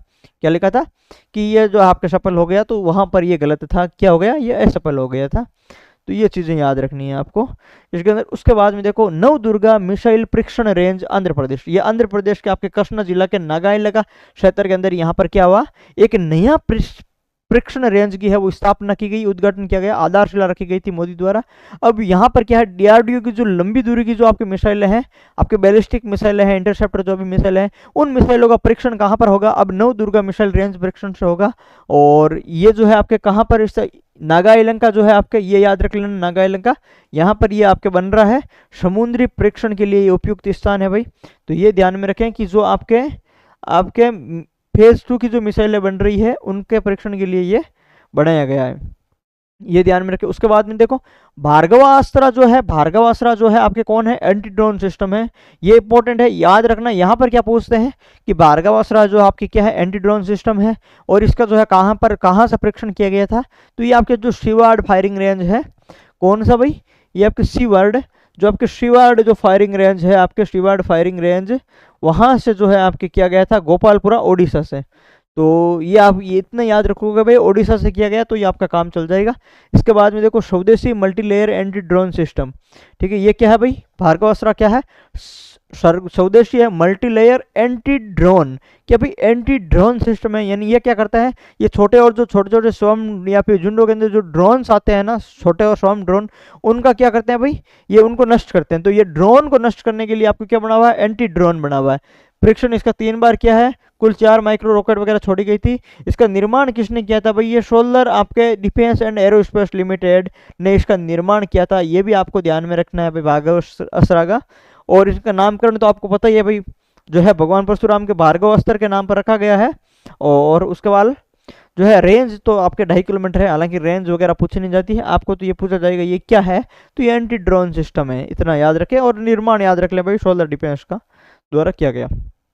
उसके बाद में देखो मल्टी इन्फ्लुएंसेस आपके ग्राउंड माइन, आपके मल्टी इन्फ्लुएंसेस जो ग्राउंड माइन है, ये आपके इसका परीक्षण करता है DRDO प्लस भारतीय नौसेना थी। और इसका विकास आपके नौसेना विज्ञान प्रौद्योगिकी प्रयोगशाला विशाखापट्टनम और पुणे और चंडीगढ़ जो है आप इन्होंने मिलकर के की है। उद्देश्य जो है आपको याद रखना है इसका, आधुनिक स्टील्थ जहाजों और पनडुब्बियों के खिलाफ क्या है, क्षमता बढ़ाना इसका उद्देश्य है। BDL प्लस आपके अपोलो माइक्रो सिस्टम्स लिमिटेड द्वारा इसका उत्पादन किया गया। भूमिका क्या है, भारतीय समुद्री क्षेत्र में दुश्मन जहाज और पनडुब्बी की क्या करना भाई, घुसपैठ रोकना इसका उद्देश्य है। उसके बाद में देखो आप 5 पीढ़ी का आपके लड़ाकू विमान, advance medium combat aircraft, AMC है, यानी एडवांस मीडियम कॉम्बैट एयरक्राफ्ट। 5 पीढ़ी का क्या है भाई, एक लड़ाकू विमान है और आपके इसका क्रियान्वयन आपके एडी और निजी सार्वजनिक क्षेत्र की कंपनियां करती है। पहली उड़ान इसकी 2027 के अंदर प्रोटोटाइप की भरी जाएगी, सेवा में शामिल 2030 तक होगा। और इसके अलावा स्वदेशी इंजन, उन्नत AI है और मैक ये स्पीड वगैरह है, तो ये जो है। उसके बाद में देखो आप इसकी टेक्नोलॉजी है, आपके 5 पीढ़ी का जो लड़ाकू विमान है उसकी टेक्नोलॉजी क्या है, स्टेल्थ, हवा से हवा और हवा से जमीन पर क्या है वार करने वाली स्टेल्थ मिसाइल है, इसकी टेक्नोलॉजी है। और इसकी वैश्विक स्थिति ये कि 5वीं पीढ़ी के विमान चलाने वाले देश है जो आपके पहला कौन है, USA है जिसका F-22 और F-35 चल रहा है, चीन है जिसका J-20 चल रहा है, रूस का Su-57 चल रहा है। और अब जो है आपके इनके बाद में चौथा देश बनेगा कौन, भारत है, जिसके पास में कौन सा होगा, 5वीं पीढ़ी का लड़ाकू विमान होगा। भारत कौन सा देश बनने वाला है, चौथा देश है वो बनने वाला है भाई। उसके बाद में देखो आप INSV कौंडिन्य हमने पढ़ लिया, पारंपरिक सिलाई वाला जहाज है, आपके करवार नौसेना बेस से जो है इसको छोड़ा गया था। 5वीं शताब्दी के अजंता के इसके अंदर चित्र है। महान नाविक कौंडिन्य के नाम पर रखा नामकरण है। संस्कृति मंत्रालय इसके अंदर शामिल है। भारतीय नौसेना और आपके HOD इनोवेशंस इसके अंदर शामिल है। आपके निर्माण सामग्री कोयर रस्सी, नारियल फाइबर और आपके क्या है प्राकृतिक रोल है। इनसे जो है इसका निर्माण होता है भाई। पालों पर आपके गंड भैरुड का जो है यह सूर्य की आकृति होती है, धनुष या सिंह पर यली होती है, और ये जो है आकृतियां वगैरह है। और इसका यात्रा मार्ग ये सबसे पहले क्या कहाँ से कहाँ तक जाएगी, गुजरात से ओमान तक जाएगी भाई। तो आइडिया रखना है कि एक संस्कृति मंत्रालय शामिल है, नौसेना है, एचओडी इनोवेशन है, गुजरात से ओमान जाएगा। कोऑर्डिनेट नाम पर 5वीं अजंता के चित्र, ये भी पूछा जाता है कि किसके चित्र, मान लो तो अजंता के चित्र है, और कहाँ कौन से बेस पर है, तो करवार नौसेना बेस है। ये सारा आपको ध्यान में रखना है वहां पर। अगला देखो आप, आपके गार्डन जो रिसिप बिल्डर्स है नौसेना को आपको सौंप दिया भाई। पहला पनडुब्बी रोधी शैलो वाटर युद्धक जहाज अर्नाला। अर्नाला क्या है भाई, पहला पनडुब्बी रोधी शैलो वाटर युद्धक जहाज, यानी पनडुब्बी रोधी है आपके क्या है, अर्नाला है, गार्डन रिसिप बिल्डर्स ने बनाया और इन्होंने उसको सौंप दिया है। ये आगे इसकी डिटेल है, हमें जो है टाइम वेस्ट नहीं करना है, हमें तो एग्जाम ओरिएंटेड बात करनी है। देश का पहला आपका स्ट्रेटोफेरिक एयरशिप प्लेटफॉर्म, ये भी फर्स्ट ग्रेड के अंदर पूछ लिया था कि जो है इसके बारे में सत्य कथन बताओ। तो ये देश का पहला स्ट्रेटोस्फेरिक एयरशिप प्लेटफॉर्म है। इसका जो आपके परीक्षण कहाँ से किया गया, श्योपुर परीक्षण स्थल मध्य प्रदेश से किया गया, ये भी पूछा गया है। ये आपके DRDO aerial studies and research assessment आपके क्या, आपके जो है आगरा के अंदर जो है इसका निर्माण हुआ है। और ये भी जो है आपको ध्यान में रखना कि उच्च ऊंचाई पर लंबे समय तक संचालन की क्षमता है, और सीमा निगरानी और संचार में स्वदेशी तकनीक का विकास किया गया भाई। ये सारी ध्यान में रखनी है। उसके बाद में देखो आकाश तीर क्या है, वायु रक्षा प्रणाली की सफलता है भाई। ये एयर डिफेंस सिस्टम है और हमारा, और संस्थान कौन सा, डीआरडीओ ने बनाया था। ऑपरेशन सिंदूर की जो है उस दिन उसको काम लिया था। और उसके बाद में देखो पाकिस्तान द्वारा छोड़े गए सभी ड्रोन व मिसाइलों का आपकी क्या है, सफल इंटरसेप्ट किया था इन्होंने, आकाश तीर ने। तो ये आपको ध्यान में रखना है। और ये क्या भाई, वायु रक्षा प्रणाली की सफलता है, एयर डिफेंस सिस्टम है। उसके बाद में देखो प्रोजेक्ट कुशा, प्रोजेक्ट कुशा भी क्या है आपका महत्वपूर्ण है। ये क्या है भाई, एक वायु रक्षा प्रणाली, ये भी आपकी कौन सी, स्वदेशी लंबी दूरी की वायु रक्षा प्रणाली है। निर्माण भारत इलेक्ट्रॉनिक्स लिमिटेड ने किया। रूसी की जो S-400 है उसकी जैसी क्षमता है। प्रोटोटाइप की तैयारी आपकी कितनी भाई, 12 से 18 महीने के अंदर। विशेषता लंबी दूरी की सतह से हवा में मार करने वाली मिसाइल प्रणाली है भाई, प्रोजेक्ट कुशा। तो ये भी आपको ध्यान में रखना है। उसके बाद में देखो लखनऊ में ब्रह्मोस एकीकरण और आपके परीक्षण का सुविधा केंद्र खोला गया था। ये प्रश्न भी आ सकता है कि हाल ही के अंदर जो है ब्रह्मोस एकीकरण और आपके परीक्षण सुविधा केंद्र कहाँ पर खोला गया था, तो लखनऊ के अंदर खोला गया था, ये ध्यान रखें। और लखनऊ हो गया इसका सही आंसर, ठीक है। उसके बाद में देखो आप अगला, सोवियत यान कोसमोस 482 का पुण्य प्रवेश हो गया। ये तो अपने रूस का छोड़ दो। और चंद्रयान 3 जो है अब हाल ही में इन्होंने आपके क्या है, आपके कुछ पुराने पदार्थ की खोज की है और चित्र भेजा है। 4.3 अरब पदार्थ की खोज की है इन्होंने। किस पॉइंट पर जो है आप इन्होंने खोज की, शिव शक्ति पॉइंट की बात करें। उसके बाद में जेम्स वेब टेलीस्कोप है, सबसे ठंडा आपके एक्सप्लोनेट की खोज है जो एक मर्त तारे की परिक्रमा कर रहा है। उसके बाद में देखो आप ई हिंसा, ई हिंसा क्या है भाई, ये आपके स्वदेशी इलेक्ट्रिक ट्रेनर आपकी क्या है, एयरक्राफ्ट है। यानी ये क्या है, पायलट को परीक्षण देने के लिए स्वदेशी इलेक्ट्रिक ट्रेनर एयरक्राफ्ट जो है ये बनाई गई थी, ई हिंसा उसका नाम रखा गया भाई। तो ये आपको ध्यान में रखनी है चीजें। उसके बाद में देखो भारत का जो छठी सेमीकंडक्टर यूनिट है वो कहाँ पर लगी भाई, जेवर उत्तर प्रदेश में लगी है। तो किस योजना का उद्देश्य क्या है भाई, भारत सेमीकंडक्टर मिशन के तहत लगी है। जेवर हवाई अड्डा, यमुना एक्सप्रेस वे, औद्योगिक विकास प्राधिकरण क्षेत्र उत्तर प्रदेश वगैरह जो है यहाँ पर ये स्थान था। आपको क्या याद रखना कि भारत की जो छठी सेमीकंडक्टर यूनिट है वो आपके कहाँ पर स्थापित की गई थी, इतना याद रखना है, जेवर उत्तर प्रदेश में की गई थी भाई, ठीक है। और संयुक्त उद्यम है HCL प्लस फॉक्सकॉम। और ये जो है आपके चिप्स वगैरह, मोबाइल, ऑटोमोबाइल, पीसी डिस्प्ले वगैरह उपकरण वगैरह बनाती है। डिजाइन आउटपुट आपके 36 मिलियन यूनिट प्रतिमाह है।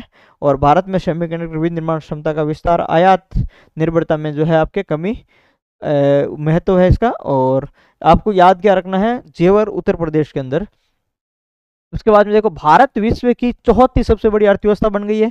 नीति आयोग की 10वीं शासी परिषद की बैठक थी भाई, जिसके अंदर आपके IMF वर्ल्ड इकोनॉमी की आउटलुक रिपोर्ट है, इन्होंने भी आंकड़े दिए थे। भारत ने क्या किया, जापान को पीछे छोड़ के चौथे स्थान पर आ गई। भारत की GDP 4.187 ट्रिलियन है, जबकि जापान की 4.186 ट्रिलियन थी। और शीर्ष 5 अर्थव्यवस्थाएं हो गई भाई, कौन, एक तो अमेरिका, दूसरा क्या है चीन है, तो ये कितनी है, ये आपके 30 ट्रिलियन डॉलर, ये है आपके 19 ट्रिलियन डॉलर। और उसके बाद में जर्मनी है आपके 4.744 ट्रिलियन डॉलर। और भारत क्या है 4.187 ट्रिलियन डॉलर। यानी कुल मिला के बाद क्या है, भारत जो कौन से नंबर पर है, चौथा है। और उसके बाद में जापान अब कौन से चला गया, 5वां चला गया।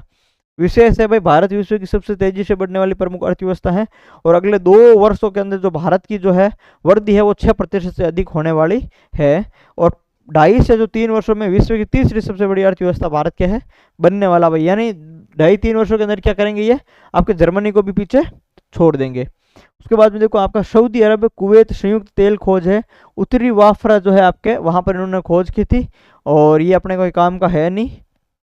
उसके बाद में देखो आरबीआई है जो आपके सरकार को कितना देगी भाई, 2.69 लाख करोड़ रुपए देगी, आपकी क्या देगी, डिविडेंड फंड देगी, यानी 2 पॉइंट आपके क्या है 69 लाख करोड़ रुपए देगी। पिछले वर्ष की तुलना के अंदर जो है इस बार 27 आपके प्रतिशत है वो अधिक देगी। और उसके बाद में देखो संशोधित आधार आर्थिक जो पूंजी ढांचा वगैरह है, तो ये आपको ध्यान नहीं रखना है, आपको इतना ही रखना है कि भाई कितने देगी, 2.69 आपके लाख करोड़ देगी और 27% की क्या हुई आपके वृद्धि हुई है। उसके बाद में देखो विंजिज्म अंतर्राष्ट्रीय डीप वाटर बंदरगाह है, ये भी पूछा जाता है। विंजिज्म जो आपके इंटरनेशनल डीप वाटर आपके बंदरगाह कहाँ पर है, केरला के अंदर, केरला में भी कहाँ, तिरुवनंतपुरम के अंदर, केरला में भी कहाँ, तिरुवनंतपुरम के अंदर है। लागत है आपके डेवलपर अडानी पोर्ट्स है। भारत का पहला समर्पित कंटेनर आपके ट्रांसशिपमेंट, भारत का पहला समर्पित कंटेनर ट्रांसशिपमेंट जो है आपका पोर्ट कौन सा है, आपके विंजिज्म अंतर्राष्ट्रीय डीप वाटर केरला वाला है। अर्ध स्वचालित आपका संचालन है, एआई संचालित आपके कंट्रोल रूम है और स्वदेशी वेसल ट्रैफिक मैनेजमेंट सिस्टम है। उसके बाद में इसकी जो है आपके चरण वगैरह मैं तो देख लो, विदेशी पोर्ट में निर्भरता में कमी करना और वैश्विक व्यापार और रसद जो है दक्षता में क्या करना, सुधार करना, इसका उद्देश्य है। उसके बाद में आप देखो दाहोद लोकोमोटिव विनिर्माण संयंत्र कहाँ पर जो है आपको बनाया जा रहा है, गुजरात। सीधा सीधा जो हेडिंग है वही सीधा सीधा प्रश्न आती है भाई, ठीक है, सीधा सीधा यही प्रश्न आएगा कि दाहोद लोकोमोटिव विनिर्माण संयंत्र कहाँ पर बन रहा है, गुजरात के अंदर बन रहा है, दाहोद के अंदर। इतने याद रखना है आपको, सीधा सीधा इतना ही प्रश्न आएगा भाई आपका। उसके बाद में देखो भारत में जो है रिकॉर्ड एफडीआई पर्व आ गया भाई 2024-25 जो वित्त वर्ष है, वित्त वर्ष 2024-25 के अंदर भारत के अंदर रिकॉर्ड एफडीआई पर्व आया है। यानी भारत के अंदर कुल एफडीआई जो है विदेशी निवेश है, आपके फॉरेन जो निवेश हो रहा है वो कितना हो रहा है, आपके 81 बिलियन डॉलर है वो आपके कुल एफडीआई है, 81 बिलियन डॉलर, जो आपके पिछले वर्ष की तुलना में कितनी अधिक है, 14 अधिक है। यानी पिछले वर्ष तो कितनी थी भाई आपके 71 बिलियन डॉलर थी और इस बार कितनी हो गई, 81 बिलियन डॉलर हो गई है। यानी पिछले वर्ष की तुलना में इस बार कितनी वृद्धि है, इस बार जो पिछले वर्ष की तुलना के अंदर 14% की क्या है वृद्धि है भाई। सर्वाधिक एफडीआई विदेशी निवेश जो है आपके यहाँ पर आपके विदेशी निवेश हो रहा है यहाँ पर किस क्षेत्र के अंदर, सेवा क्षेत्र के अंदर हो रहा है भाई, 19% की क्या है सर्वाधिक वृद्धि हुई है। यानी 19% जो है आपका सेवा क्षेत्र का योगदान है। और उसके बाद में देखो आप कंप्यूटर सॉफ्टवेयर वगैरह तो छोड़ो, इसको कोई नहीं पूछता। और उसके बाद में यहाँ पर जो है आपके 19 बिलियन डॉलर, और ये कौन सा विनिर्माण हो गया। उसके बाद में आप देखो ये स्टेट की बात करें सीधा तो सर्वश्रेष्ठ स्टेट देख लो आप, एक भारत में जो है रिकॉर्ड एफडीआई स्टेट देख लो, कुल देशों की संख्या 112 है। भारत में निवेशकों का बढ़ता भरोसा और विनिर्माण व सेवा क्षेत्र में क्या है तेजी। चलो ये तो छोड़ो कोई बात नहीं। उसके बाद में आगे देखते हैं गंगा एक्सप्रेस वे निर्माण का जो है आपके कितने 2 रिकॉर्ड बनाए थे भाई इन्होंने, हरदोई और उन्नाव, हरदोई खंड आपके हरदोई उन्नाव खंड के रूप में बनाए थे, एक रिकॉर्ड बनाए थे इन्होंने। 24 घंटे में 34 लेन आपके किलोमीटर बिटुमिनस की जो आपके कंक्रीट बिछा दी इन्होंने, और 20,000 घन मीटर मिक्स से आपके 1,71,000 तक क्या है इन्होंने सड़क निर्माण कर दिया। और ये क्या किया इन्होंने, ये 2 रिकॉर्ड बनाए और एक दिन में आपके क्या है, एक दिन में जो है 10 किलोमीटर थाई बीम आपका क्रैश बैरियर की इन्होंने स्थापना की है। Golden book of record, Asia book of record, India book of record में क्या इनको दर्ज किया गया था। तो ये चीज़ आप ध्यान में रखें। उसके बाद में आप देखो ज्ञानपीठ पुरस्कार मैंने आपको बता दिया था, गुलजार और रामभद्राचार्य को 11 लाख रुपए दिए जाते हैं, सारी बातें मैं आपको बता चुका हूँ। उसके बाद में देखो कान फिल्म फेस्टिवल की बात करें, पाम डियोर का सर्वश्रेष्ठ फिल्म का पुरस्कार है आपके it was just an accident, निर्देशक जाफर पनाही ईरान के हैं उनको मिला है भाई। और उसके अलावा जो कोई भी पुरस्कार है आपके इंडिया का है तो याद रख लेते हैं, और इंडिया का जो है यहाँ पर कोई पुरस्कार है नहीं, तो अपन क्या करें कान फिल्म फेस्टिवल को स्किप कर देते हैं। उसके बाद में देखो विश्व खाद्य पुरस्कार आपके मारिया गोला हंगरी है ब्राजील की, ये हम देख चुके हैं, बाकी चीज़ें जो हम स्किप कर देते हैं। और भुवन रिबू हम पढ़ सके हैं भाई, वर्ल्ड जूरिस्ट एसोसिएशन का आपको मेडल ऑफ ऑनर है, सम्मान पाने वाले पहले भारतीय हैं, बाल विवाह तस्करी शोषण के खिलाफ कानूनी लड़ाई की इन्होंने, तो ये भी ध्यान में रखें आप। और उसके बाद में देखो आप पुलित्जर पुरस्कार है जो आपका कौन सा पत्रकारिता का पुरस्कार है भाई, कोलंबिया विश्वविद्यालय देता है इसको, पत्रकारिता साहित्य और कला में उत्कृष्टता के लिए दिया जाता है। 23 आपकी कितनी श्रेणियां भाई? कुल 23 श्रेणी है, जिसके अंदर पत्रकारिता की 15 है, 7 साहित्य और एक आपकी क्या है, संगीत की श्रेणी है। और तो ये चीजें आप ध्यान में रखनी है भाई। पत्रकारिता श्रेणी के अंदर प्रो पब्लिका के अंदर गर्भवती महिलाओं की मौतों पर रिपोर्ट बनाई थी इन्होंने। सख्त गर्भपात कानूनों के कारण जो है इलाज में इन्होंने काफी देरी होती है, इस कारण प्रो पब्लिका जो है आपके पत्र है, पत्रकारिता है, उनको क्या है दिया गया सार्वजनिक सेवा का सम्मान। ब्रेकिंग न्यूज रिपोर्टिंग दिया गया द वाशिंगटन पोस्ट को। जांच पत्रकारिता आपके द रिपोर्टर्स को दिया गया। और अंतर्राष्ट्रीय रिपोर्टिंग आपके द न्यूयॉर्क टाइम्स को है, उनको दिया गया। तो ये जो सारी चीजें हैं ये आपको ध्यान नहीं रखनी है। आपको क्या याद रखनी है कि भाई पुलित्जर पत्रकारिता क्षेत्र है और सार्वजनिक क्षेत्र के अंदर प्रो पब्लिका को दिया गया है। वैसे ये क्या है, नेशनल करंट अफेयर जो है इसके अंदर है नहीं, तो ये वैसे भी पूछने की संभावना यहाँ पर नहीं है। फिर भी देखो, संसद रत्न पुरस्कार, संसद रत्न पुरस्कार है आपके 17 संसद को दिया गया। याद रखना संख्या, और 2 संसदीय समिति को दिया गया। याद रखना संख्या पूछते हैं भाई, कि पूछेंगे हाल ही में संसद रत्न पुरस्कार कितने जनों को दिया गया है? 17 संसद और 2 स्थायी समितियों को दिया गया है भाई। प्राइम पॉइंट फाउंडेशन व ई पत्रिका प्रेसेंस, और ये प्रेरणा ली थी इन्होंने डॉक्टर एपीजे अब्दुल कलाम से। विशेष श्रेणी कौन सी है भाई? आउटस्टैंडिंग एंड आपके कंसिस्टेंट कंट्रीब्यूशन टू आपके कौन सी पार्लियामेंट्री डेमोक्रेसी है। तो ये आप थोड़ा जो है आप ध्यान में रखें, विशेष श्रेणी। और कुल मिला के आपको जो 5 नाम है, यानी 2016, 17, 18 के लोकसभा में उत्कृष्ट प्रदर्शन करने पर इन 5 को दिया गया है। टोटल तो 17 संसद है। तो ये आपको जो है ध्यान में रखना कि भर्तरी मेहताब है, सुप्रिया सुले है, एन के प्रेमचंद्रन है, श्री आपके बापा बारने है। उसके बाद में देखो, ये आपके अन्य विजेता राजस्थान के याद रख लेना, भाजपा पाली से हैं भाई पीपी चौधरी। और आपके राज्यसभा राजस्थान से हैं आपके कौन से, बीजेपी के मदन राठौड़ है, तो ये राज्यसभा से गए हुए हैं भाई। उसके बाद में अगला देखो, यहाँ पे 2 जो आपके सम्मानित संसदीय समितियां हैं, एक तो वित्त पर स्थायी समिति है और एक कृषि पर स्थायी समिति है। ठीक है, कौन सी भाई? 2 समितियां और 17 संसद है। तो जो वित्त पर स्थायी समिति अध्यक्ष कौन है? भर्तरी मेहताब है। और कृषि पर आपके स्थायी समिति अध्यक्ष कौन है? चरणजीत सिंह चन्नी है भाई। ठीक है, ये वित्तीय नीति पर प्रभावी रिपोर्ट है वो तैयार करती है, किसानों की समस्या और कृषि सुधारों पर ठोस सुझाव देती है। उसके बाद में देखो, बाफ्टा टेलीविजन अवार्ड है आपके लंदन में हुआ है, और आपका जो है इंडिया की कोई यहाँ पर शामिल नहीं है। तो आपके एक सर्वश्रेष्ठ ड्रामा सीरीज आप देख लो, ब्लू लाइट है। बाकी ये जो अपने कोई काम की नहीं है, क्योंकि हम नेशनल पढ़ रहे हैं, तो इसके अंदर जो है आपके है कौन? बिया भाई, जो आपके इंटरनेशनल बुकर पुरस्कार है ये आपको ध्यान में रखना है। आपके किसको मिला है? बानू मुश्ताक है, इंटरनेशनल बुकर पुरस्कार इनको मिला है। इनकी एक करती हार्ट लैम्प है, और इसका जो आपके क्या है अनुवाद किया था दीपा भारती ने। हार्ट लैम्प तो क्या है, कन्नड़ भाषा के अंदर थी, इसको अनुवाद दीपा भारती ने किया था। इस कारण जो ये पुरस्कार इन दोनों के अंदर बराबर बांटा गया था भाई। ठीक है, 52 लाख का जो है इनको पुरस्कार दिया गया था और समान रूप से विभाजित किया गया था। पहली बार किसी कन्नड़ कृति को यह सम्मान मिला है, पहली बार किसी कहानी संग्रह को यह पुरस्कार मिला है। दीपा भारती ये सम्मान पाने वाली पहली भारतीय अनुवादक बन गई है भाई। और दूसरी भारतीय लेखिका जो है आपके कौन है? बानू मुश्ताक है, जिसको गीतांजलि या इंटरनेशनल बुकर पुरस्कार मिला है। उससे पहले गीतांजलि श्री को मिला है भाई, रेत की समाधि के लिए मिला था। तो गीतांजलि श्री को मिला भाई किसके लिए? रेत की समाधि, आपको टॉम ऑफ सैंड उनके लिए मिला था, या फिर सैंड ऑफ टॉम जो भी है उनके लिए मिला था। और उसके बाद में देखो आप, डग हैमरसोल्ड मेडल, ये याद रखने भाई, ये क्या है? अति महत्वपूर्ण मेडल होते हैं। डग हैमरसोल्ड जो मेडल है ये अति महत्वपूर्ण मेडल होता है भाई। 2 भारतीय शांति सैनिकों को ये दिया जाता है संयुक्त राष्ट्र द्वारा। किसको? शांति सैनिकों को दिया जाता है। 2 भारतीय शांति सैनिकों को ये दिया गया था, ब्रिगेडियर आपके अमिताभ झा को UNODOP बयान गोलान हाइट्स के रूप में आपके युद्ध विराम की निगरानी के लिए इसको दिया गया था। उसके अलावा इन्होंने जो है आपके हवलदार संजय सिंह ने क्या किया? आपके मोनुष को कांगो में संघर्ष क्षेत्रों में क्या है स्थिरीकरण लाए। और तो ये दोनों क्या है याद रखना, आपके ब्रिगेडियर अमिताभ झा और हवलदार कौन है भाई? हवलदार आपके संजय सिंह। अमिताभ झा और संजय सिंह दोनों जो है दोनों भारतीय शांति सैनिक है। उसके बाद में आपके जो है भारत के स्थायी प्रतिनिधि कौन थे भाई? पी हरीश थे। UN महासचिव एंटोनियो गुटेरेस जो है इन्होंने मेडल प्राप्त किया भाई भारत की तरफ से। तो अमिताभ झा और संजय सिंह 2 याद रखें नाम। उसके बाद में देखो आप, अखिल भारतीय फुटबॉल महासंघ जो पुरस्कार है वो आपके भुवनेश्वर ओडिशा के अंदर हुआ है। भारतीय फुटबॉल में उत्कृष्ट प्रदर्शन करने वाले, ये हमने पढ़ लिया था भाई स्टार्टिंग में कि आपके जो AIFF की बात कर रहे हैं, अखिल भारतीय फुटबॉल महासंघ की बात कर रहे हैं। तो कुछ सर्वश्रेष्ठ जो खिलाड़ी है कौन है भाई? शुभाशीष बोस है आपके पुरुष, और महिला आपकी कौन है भाई? सौम्या गुगुलोत है। तो ये सारी चीज़ें आपको याद रखनी है। उसके बाद में ये गोलकीपर वगैरह भी है। तो हमें जो है नेशनल करंट अफेयर के हिसाब से चलना है।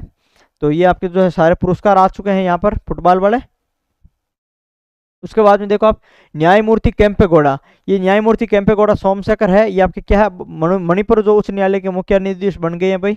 तो ये भी ध्यान रखें भाई, ठीक है। केम्पेगौड़ा मणिपुर के मुख्य न्यायाधीश बन गए हैं, ठीक है भाई। मणिपुर के कौन बन गए? केम्पेगौड़ा मुख्य न्यायाधीश बन गए, ये ध्यान रखें। उसके बाद में अजय कुमार आपके कौन है? आरपीएससी के अध्यक्ष है।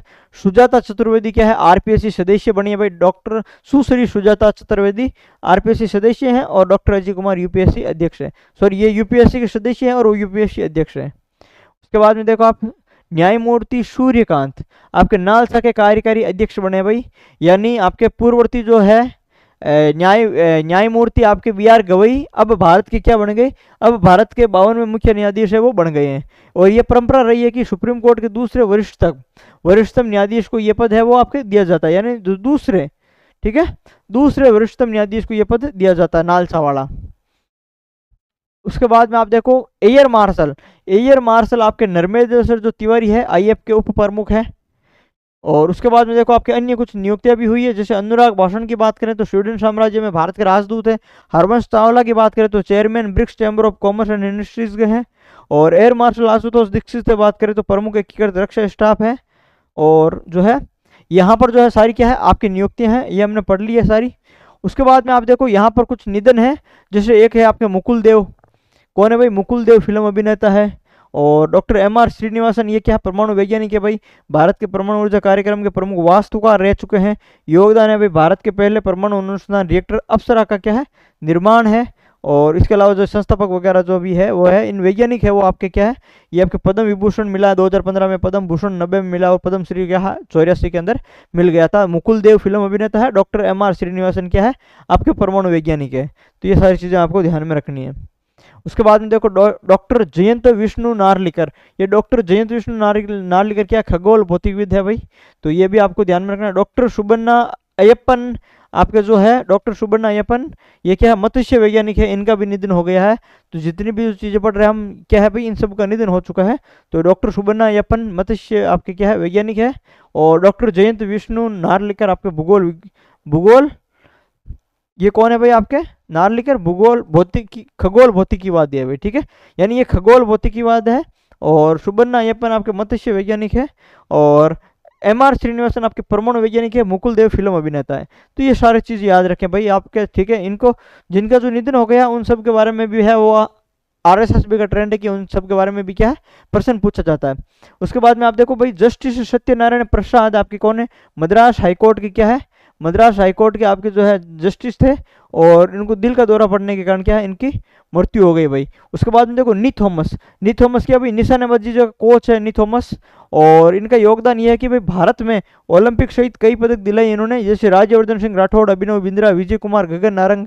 और इनको जो सम्मान मिल चुका है भाई आपका कौन सा द्रोणाचार्य पुरस्कार है, इनको सम्मान मिल चुका है। तो नी थॉमस जो है आपके भारत में ओलंपिक सहित कई पदक दिलाए गए हैं, तो ये ध्यान में रखें। उसके बाद में देखो पद्मश्री बाबा शिवानंद है, योग साधक है।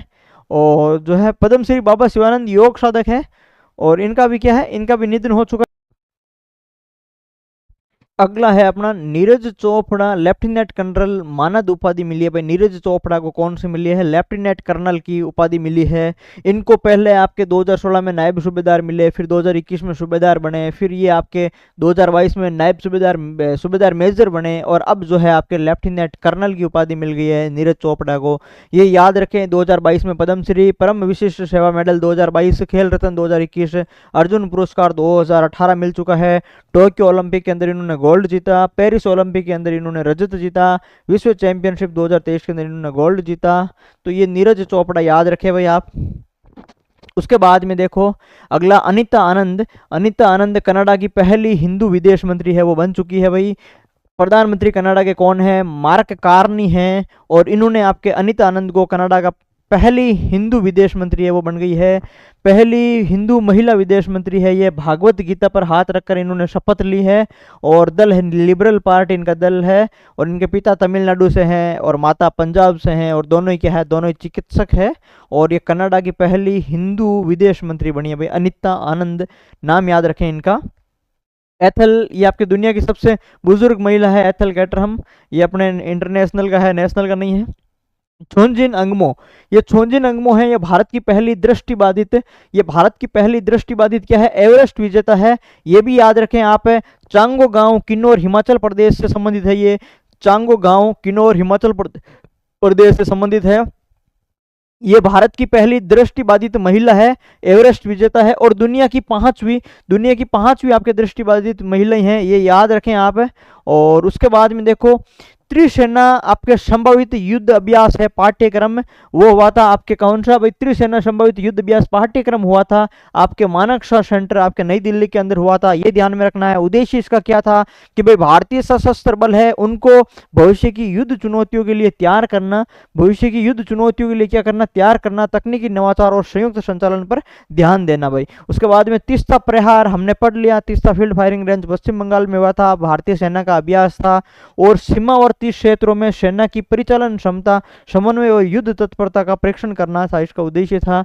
उसके बाद में आता एक्सरसाइज राहत, एक्सरसाइज राहत आपके नागालैंड के अंदर हुआ था, और इसकी प्रतिभागी कौन थी, भारतीय सेना, स्पीयर कोर और एनडीआरएफ था, ये याद रखना भाई। राहत आपके नागालैंड के अंदर हुआ था। और आपदा प्रतिक्रिया संचालन में समन्वय, तत्परता और प्रभावशीलता, वास्तविक समय बचाव और राहत परिदृश्य का अनुकरण करना इसका उद्देश्य था। चुनौतियां मुझे पसंद है, ये चर्चित पुस्तक है, और एक पुस्तक है जनता की कहानी मेरी आत्मा, दो पुस्तक हैं, दोनों ही चर्चा में रही है। चुनौतियां मुझे पसंद है ये पुस्तक है, लेखक कौन है भाई, इनके विनय जोशी है, अशोक देसाई और पंकज जानी है, और इसका विमोचन उपराष्ट्रपति जगदीप धनखड़ ने किया था। आधार उत्तर प्रदेश की राज्यपाल आनंदीबेन पटेल के जीवन पर आधारित है।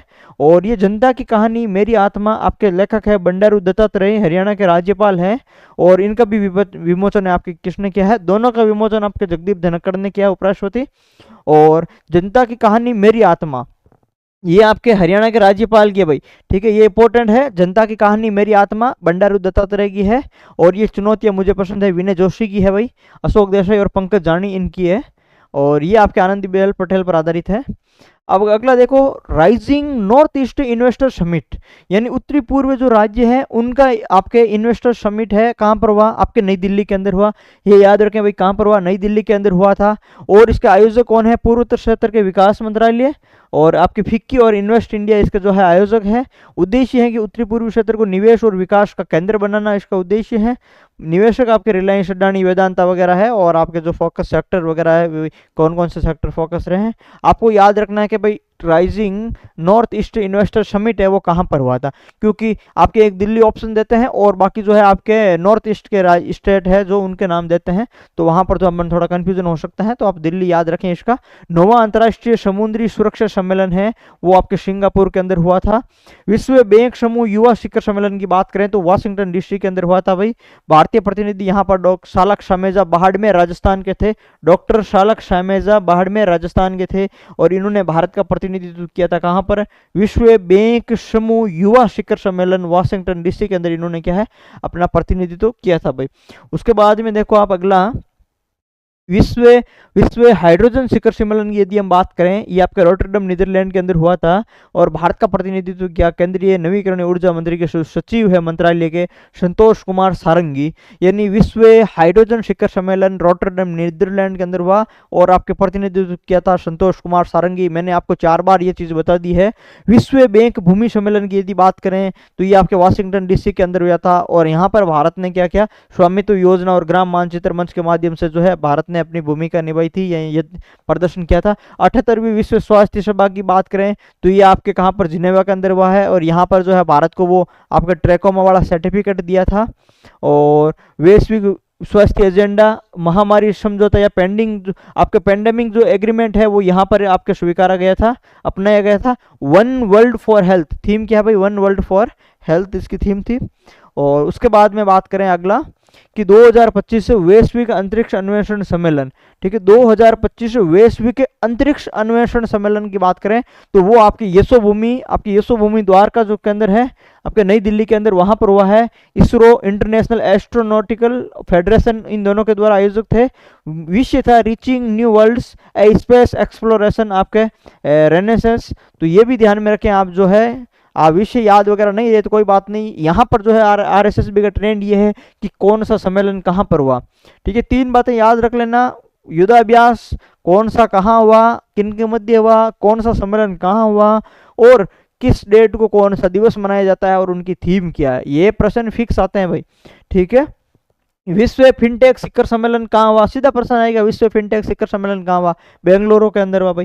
ठीक है, कहाँ हुआ, बेंगलुरु के अंदर हुआ। फिनटेक बेंगलुरु वैश्विक अंतरिक्ष सम्मेलन आपके अंतरिक्ष अन्वेषण है कहाँ पर, नई दिल्ली। उसके बाद में देखो आप भारत समावेशी शिखर सम्मेलन की बात करें तो आपके इंडिया इंटरनेशनल सेंटर नई दिल्ली के अंदर हुआ है। ठीक है, समावेशी और विकलांगों के लिए डिजिटल सामग्री सुलभता और AI चैटबॉट इन्होंने जारी किया था।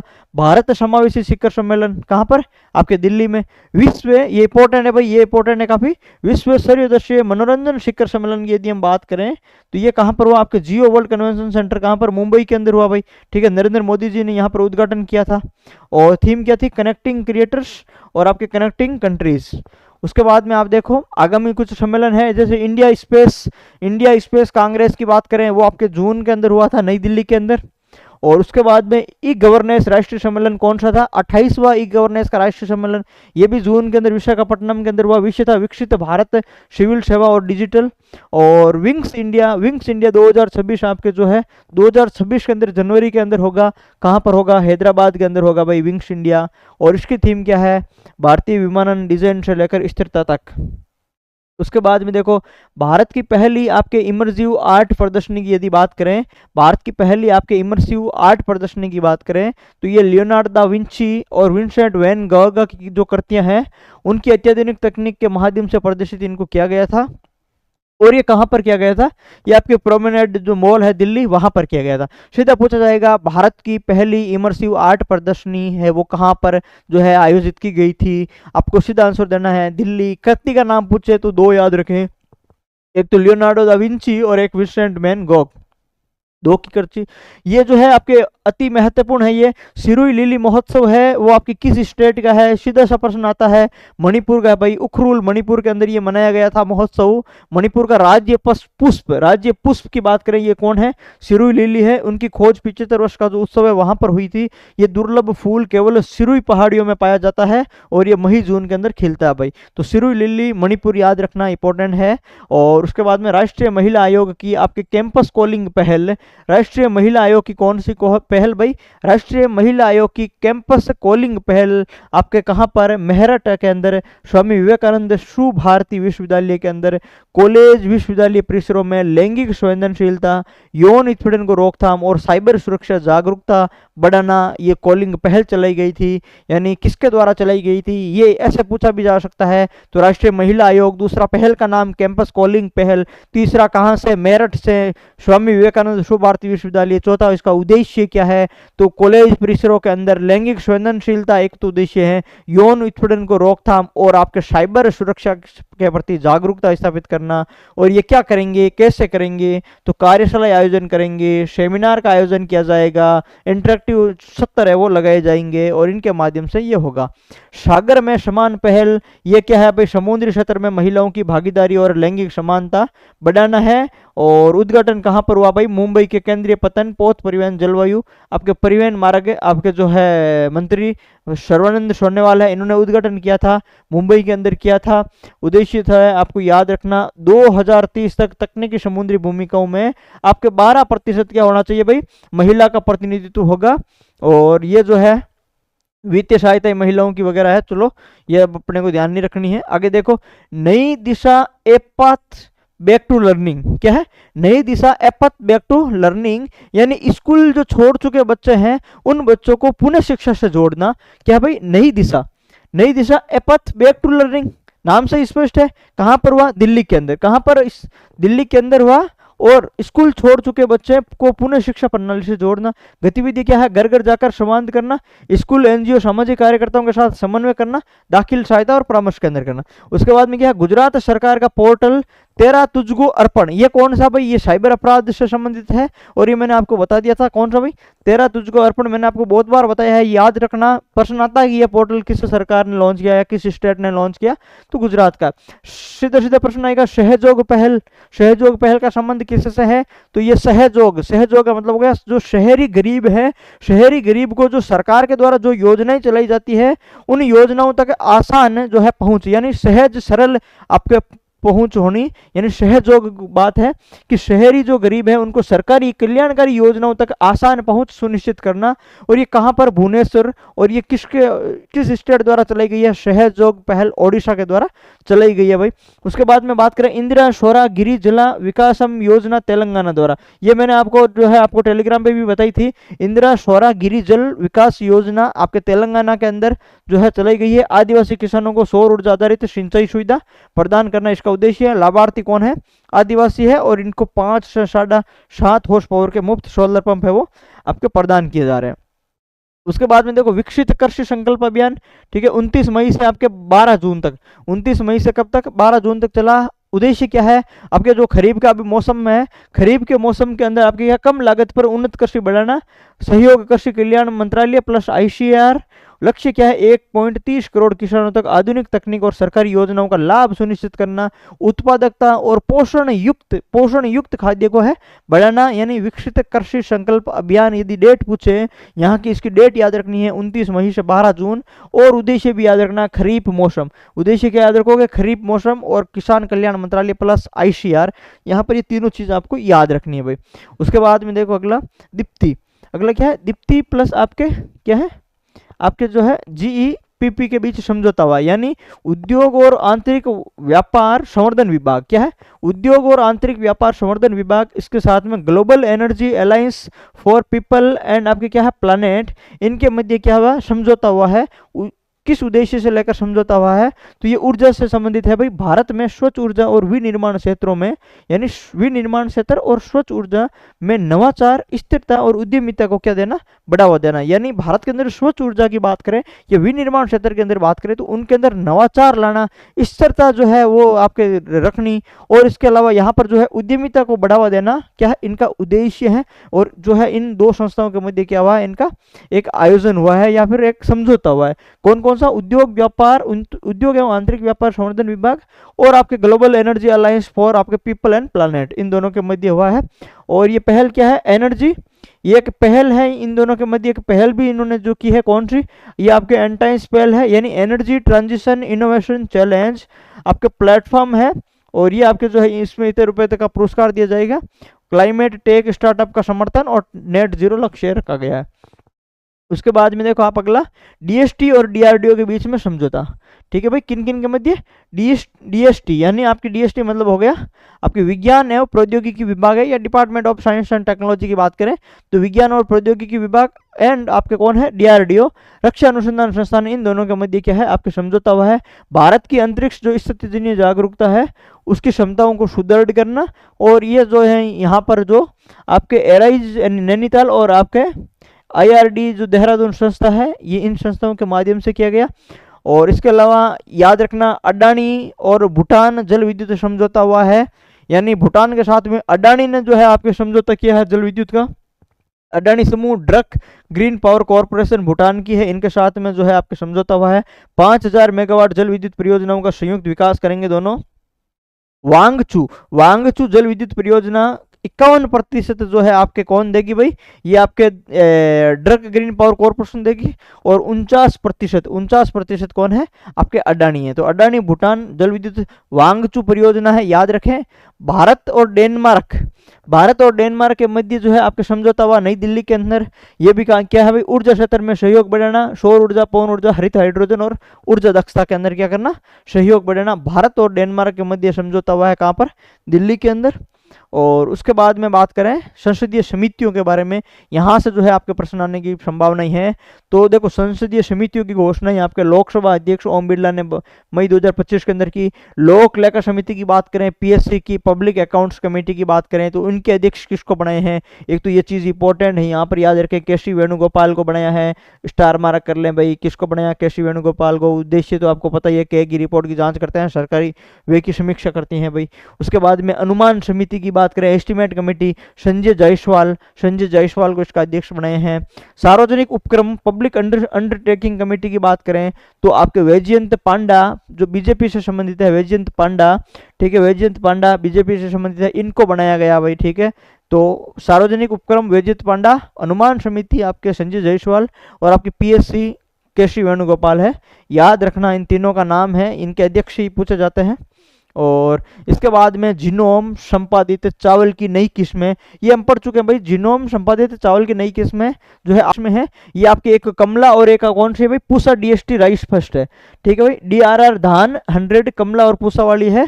ये कौन कौन सी किस्में, एक तो याद रख लेना किस्मों का नाम कौन सी, डीआरआर धान और 100, डीआरआर धान 100 कौन है, एक तो कमला है और दूसरी कौन सी है भाई आपके पूसा डीएसटी, पूसा आपके डीएसटी राइस फर्स्ट है। राइस इसके नाम से फर्स्ट याद हो रहा है, राइस है और यहाँ पर धान आ रहा है।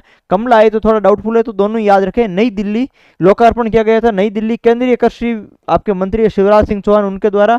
भारत दुनिया का पहला देश है जिसने जीनोम संवर्धित चावल आपके किस्म विकसित किए। तो ये चीज है वो आपके लिए काफी महत्वपूर्ण है। महत्वपूर्ण क्या है, भारत जो है दुनिया का पहला देश है जिन्होंने आपके जीनोम संवर्धित चावल की किस्में विकसित की है, 2 किस्में विकसित की है, दुनिया का पहला देश है।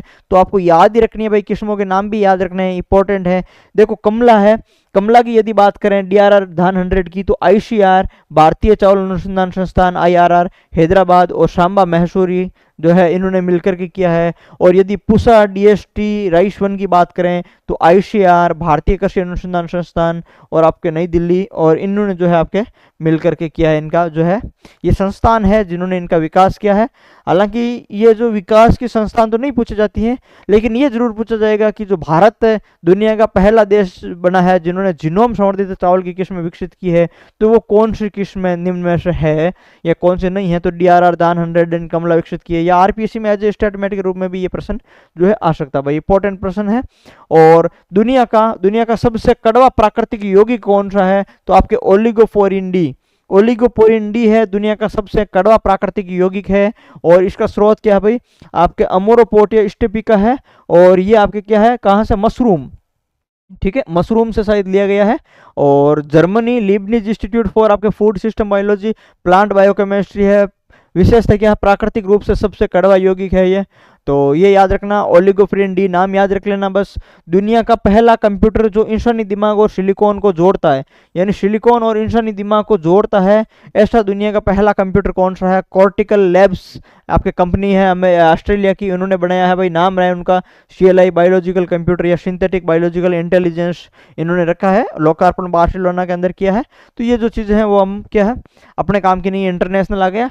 और भारत की पहली जीन संपादित भेड़, इसका मैं बात कर रहा था, ये आपके जम्मू कश्मीर वाली जो शेर कश्मीर विश्वविद्यालय है, कृषि विश्वविद्यालय है, उन्होंने ये तैयार किया था, श्रीनगर वाला। तो भारत की पहली जीन संपादित भेड़, ठीक है, जीन संपादित भेड़ की बात करें, शेर कश्मीर कृषि विज्ञान प्रौद्योगिकी विश्वविद्यालय श्रीनगर द्वारा। और तकनीक कौन सी अपने इन्होंने आपके CRISPR-Cas9 जो जीन संपादन की तकनीक है उन्होंने जो है ये अपनाई थी। ये कोई विदेशी DNA नहीं है, ये आपके क्या है ट्रांसजेनिक जो जीव होता है उनसे ये भिन्न है भाई, ठीक है। पहले जीन संपादित है, ये ट्रांसजेनिक जीव से भिन्न है। लक्ष्य जीन क्या है भाई, आपके मायोस्टिन मांसपेशियों की आपकी क्या वृद्धि नियंत्रित करती है। और प्रमुख उपलब्धि मांसपेशियों का द्रव्यमान 30% तक इन्होंने बढ़ाया गया था। लगभग 4 वर्ष इन्होंने शोध अवधि थी। और पिछली उपलब्धि थी भाई, इन्हीं की पिछली उपलब्धि थी कि 2012 में भारत की पहली जो क्लोन है पश्मीना बकरी नूरी, ठीक है, 2012 में भारत की पहली क्लोन पश्मीना बकरी नूरी है, वो भी इन्होंने इसी यूनिवर्सिटी ने तैयार की थी। और अब भारत की पहली जीन संपादित भेड़ और पहली आपके कौन थी, क्लोन पश्मीना बकरी, दोनों इन्होंने तैयार की है। उसका नाम नूरी रखा था और इसका अभी नाम जो है नहीं पता है, लेकिन आपको इतना यूनिवर्सिटी का जो है आपको नाम ध्यान रखना है कि शेर कश्मीर आपके विश्वविद्यालय श्रीनगर है, उन्होंने तैयार की है भाई, ठीक है। उसके बाद में देखो आप चतुरलाल की आपके जन्म शती पर स्मारक डाक टिकट जारी हुआ है। पंडित चतुरलाल की संगीत यात्रा और भारतीय शास्त्रीय संगीत को वैश्विक मंच पर पहुंचाने में योगदान को सम्मानित करना। और इनका जन्म हुआ है 1925 आपके कहाँ पर, उदयपुर राजस्थान में हुआ है। और इनके जो परिवार है वो आपके क्या है, दरबारी संगीतकार परिवार रहा है। और डाक विभाग द्वारा 2025 में जन्म शती के अवसर पर स्मारक डाक टिकट है वो जारी की गई है भाई। उसके बाद में देखो राष्ट्रीय बौद्धिक संपदा महोत्सव आपके 29 मई को CSIR भारत पेट्रोलियम संस्थान आपके देहरादून के अंदर हुआ है। सीधा याद करना, राष्ट्रीय बौद्धिक संपदा महोत्सव कहाँ हुआ है, देहरादून के अंदर। उसके बाद में सीधा याद करना 9वीं ब्रिक्स उद्योग मंत्रियों की बैठक आपके ब्राजील के अंदर। त्रिशूरपुरम त्योहार कहाँ का है, केरल का। एक तो आया था हमारे सिरुई लिल्ली जो महोत्सव है मणिपुर का, और इसके अलावा आपके त्रिशूरपुरम त्योहार याद रख लेना कहाँ का है, केरल का है। और भारतीय तट रक्षक अभियान आपके ऑपरेशन ओलिवियो बात कर ली हमने, ओडिशा के तट पर है और आपके रिडले कछुओं से संबंधित है, हम पढ़ चुके हैं। और CBI निर्देशक प्रवीण सूद है, इनका कार्यकाल 1 वर्ष की वृद्धि कर दी है।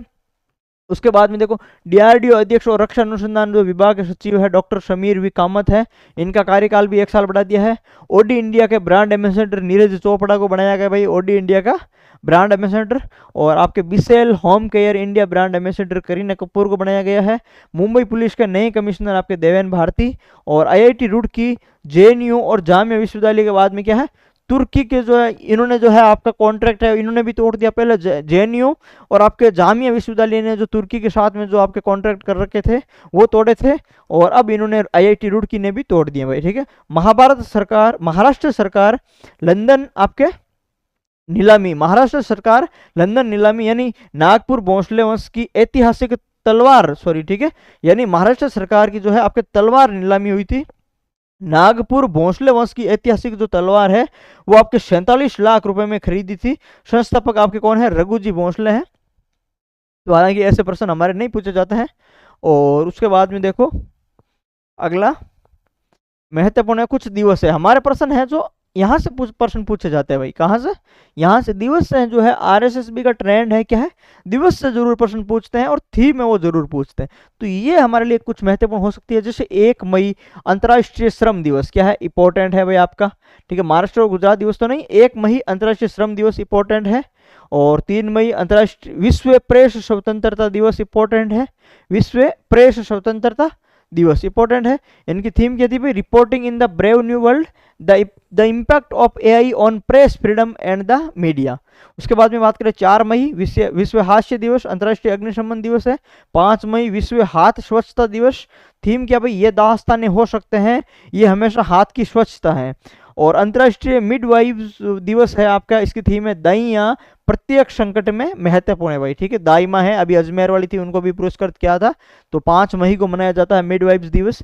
6 मई की बात करें विश्व अस्थमा दिवस है, इनहेल्ड उपचारों को सभी के लिए सुलभ बनाएं। और उसके बाद में देखो अगला 7 मई विश्व एथलेटिक्स दिवस। 8 मई की बात करें तो विश्व थैलेसीमिया दिवस, विश्व रेड क्रॉस और रेड क्रिसेंट दिवस, मानवता को जीवित करना इसकी थीम है। 9 मई की यदि बात करें तो रविंद्रनाथ टैगोर जयंती है। 11 मई विश्व प्रवासी पक्षी दिवस है, जिसकी थीम है साझा स्थान, पक्षियों के लिए अनुकूल शहर और समुदाय बनाना। क्या बनाना भाई, पक्षियों के लिए अनुकूल शहर और समुदाय बनाना। विश्व प्रवासी पक्षी दिवस 11 मई है। और उससे इंपॉर्टेंट ये है राष्ट्रीय प्रौद्योगिकी दिवस, 11 मई को ही भाई राष्ट्रीय प्रौद्योगिकी दिवस मनाया जाता है। और उसकी थीम क्या है, यंत्र, नई प्रौद्योगिकी, अनुसंधान, त्वरण को आगे बढ़ाने के लिए युगांतर, मदर्स डे, युगांतर। और उसके बाद में ठीक है 12 मई को अंतर्राष्ट्रीय नर्स दिवस। और 15 मई को अंतर्राष्ट्रीय परिवार दिवस है, सतत विकास के लिए परिवार उन्मुख नीतियां और जो है सामाजिक विकास के लिए दूसरे विश्व शिखर सम्मेलन की ओर वैश्विक सुगम्यता जागरूकता बढ़ाना छोड़ो। और 16 मई की यदि बात करें तो सिक्किम स्थापना दिवस। राष्ट्रीय डेंगू रोकथाम दिवस है कब, 16 मई को। जल्दी कार्रवाई करे, डेंगू रोके, स्वच्छ वातावरण और स्वस्थ जीवन, ठीक है। उसके बाद में शांति में एक साथ रहने का अंतर्राष्ट्रीय दिवस और अंतर्राष्ट्रीय प्रकाश दिवस भी 16 मई है। 17 मई की यदि बात करें तो विश्व दूरसंचार दिवस, विश्व उच्च रक्तचाप दिवस है। 18 मई की यदि हम बात करें तो अंतर्राष्ट्रीय संग्रहालय दिवस और विश्व एड्स वैक्सीन दिवस है। और 20 मई की यदि हम बात करें तो विश्व मधुमक्खी दिवस और विश्व मेट्रोलॉजिकल दिवस भी 20 मई को है भाई। उसके बाद में देखो आप, राष्ट्रमंडल दिवस है, इंपॉर्टेंट है आपका 24 मई। 25 मई को विश्व फुटबॉल दिवस, अंतर्राष्ट्रीय गुमशुदा बाल दिवस, थायराइड जागरूकता दिवस भी है, इनको छोड़ो। 28 मई को आपके विश्व मासिक धर्म स्वच्छता दिवस है, ये ध्यान में रखें। और 29 मई को संयुक्त राष्ट्र शांति रक्षक दिवस, विश्व पाचन स्वास्थ्य दिवस। हिंदी पत्रकारिता दिवस की यदि बात करें तो वो 30 मई है। 31 मई मोस्ट इंपॉर्टेंट है, विश्व तंबाकू निषेध दिवस जो है 31 मई इंपॉर्टेंट है। थीम भी याद रखना, उज्जवल उत्पाद, काले इरादे, अपील को उजागर करना, इंपॉर्टेंट है भाई, याद रखें। और आपके 21 मई इंपॉर्टेंट है, वो याद रखें। 21 मई की यदि हम बात करें तो जो है ये आपके संवाद और विकास के सांस्कृतिक दिवस है। राष्ट्रीय आतंकवादी रोधी विरोधी दिवस है 21 मई, ये ध्यान में रखें। अंतर्राष्ट्रीय चाय दिवस भी है भाई 21 मई, अंतर्राष्ट्रीय चाय दिवस भी। और 22 मई ये आपके अंतर्राष्ट्रीय जैव विविधता दिवस है, ये आपके अभी पूछा था, ठीक है, एनएचएम में। और थीम क्या है इसकी, प्रकृति के साथ सामंजस्य और सतत विकास, ये याद रखनी है, थीम भी याद रखनी है और डे भी याद रखनी है, ठीक है। बोर्ड का जो है ये ट्रेंड है और ये पूछा जाता है, बार बार पूछा जाता है। तो यहाँ तक जो है हमने कंप्लीट आपके करंट अफेयर है वो रिवीजन कर लिया है। मई 2025 का है, हमने पिछले 1-1.5 घंटे के अंदर रिवीजन किया है। और राष्ट्रीय करंट अफेयर, ठीक है, हमने रिवीजन किया है भाई। हमारा टारगेट जो है था, हमारा राष्ट्रीय करंट अफेयर्स का था, और हमने जो है इसको फटाफट देखने का प्रयास किया है। उम्मीद है यहाँ से जो है आपका एक प्रश्न जरूर जो है आएगा, 1 या 2-3 प्रश्न भी आ सकते हैं। तो जो है मई हमने रिवीजन कर लिया है भाई स्पेशल। और इसके अलावा एक जून की क्लास भी हमने डाल दी है, 2-4 दिन पहले डाली थी वो, तो वो भी आपका रिवीजन हो गया, 2 जो है आपके रिवीजन हो गया। और जुलाई माह की कुछ स्पेशल, जुलाई माह की कुछ इंपॉर्टेंट पोस्ट है जो मैंने आपको टेलीग्राम पे डाल दी है, ठीक है। यूट्यूब पे मैंने वो जो है जुलाई माह नहीं करवाया है, लेकिन मैंने आपके जो टेलीग्राम पे मैंने आपको वो डाल दी है। टेलीग्राम की जो लिंक है आपके डिस्क्रिप्शन में है, टेलीग्राम जरूर ज्वाइन करें भाई आप। डिस्क्रिप्शन में महत्वपूर्ण चीज़ें, काफ़ी महत्वपूर्ण जो पॉइंट्स है, मैं यहाँ हर चीज़ नहीं बता सकता, मैंने आपको टेलीग्राम पे बताई है। एनएचएम का जो पेपर हुआ था, जिसका पेपर अभी अपलोड हुआ साइट पे, और मैंने आज ही देखा था, लगभग सारे प्रश्न है वो आए हुए हैं, सभी के सभी प्रश्न जो है अपनी क्लासों से आए हुए हैं। ज्योग्राफी की मात्र मैंने 2 क्लास से करवाई थी, और दोनों ही क्लासों से 8-9 प्रश्न आए, सीधे सीधे आए, हूबहू प्रश्न आए। हालांकि प्रश्न इजी आए, नो डाउट प्रश्न सभी जगह से मिलेंगे आपको, लेकिन हूबहू प्रश्न आए हैं, सिर्फ 1-2 क्लास में से आए हैं। और जो अपने जो फरवरी की राजस्थान की करंट अफेयर्स की जो आपके 60 प्रश्न वाली जो पीडीएफ थी, उसके अंदर 7-8 प्रश्न तो लाइब्रेरियन के अंदर आ गए थे, और इसी से जो है 3-4 प्रश्न एनएचएम के अंदर भी आए थे। यानी एक ही पीडीएफ से 12 से 15 प्रश्न आए 60 में से, और वो भी हूबहू प्रश्न आए। तो ये एक बड़ी बात है, आए इजी प्रश्न है लेकिन हूबहू आना एक बड़ी बात है। तो जो है प्रश्न आते हैं, आप फॉलो करें। पहली बार आए हैं तो आप चैनल को सब्सक्राइब जरूर करें, टेलीग्राम चैनल भी ज्वाइन करें, निश्चित रूप से आपको जो है यहाँ पर फायदा होगा। अगर आप जुड़े हैं तो आपको कुछ ना कुछ जो है यहाँ पर जरूर फायदा होने वाला है भाई, ठीक है। धन्यवाद।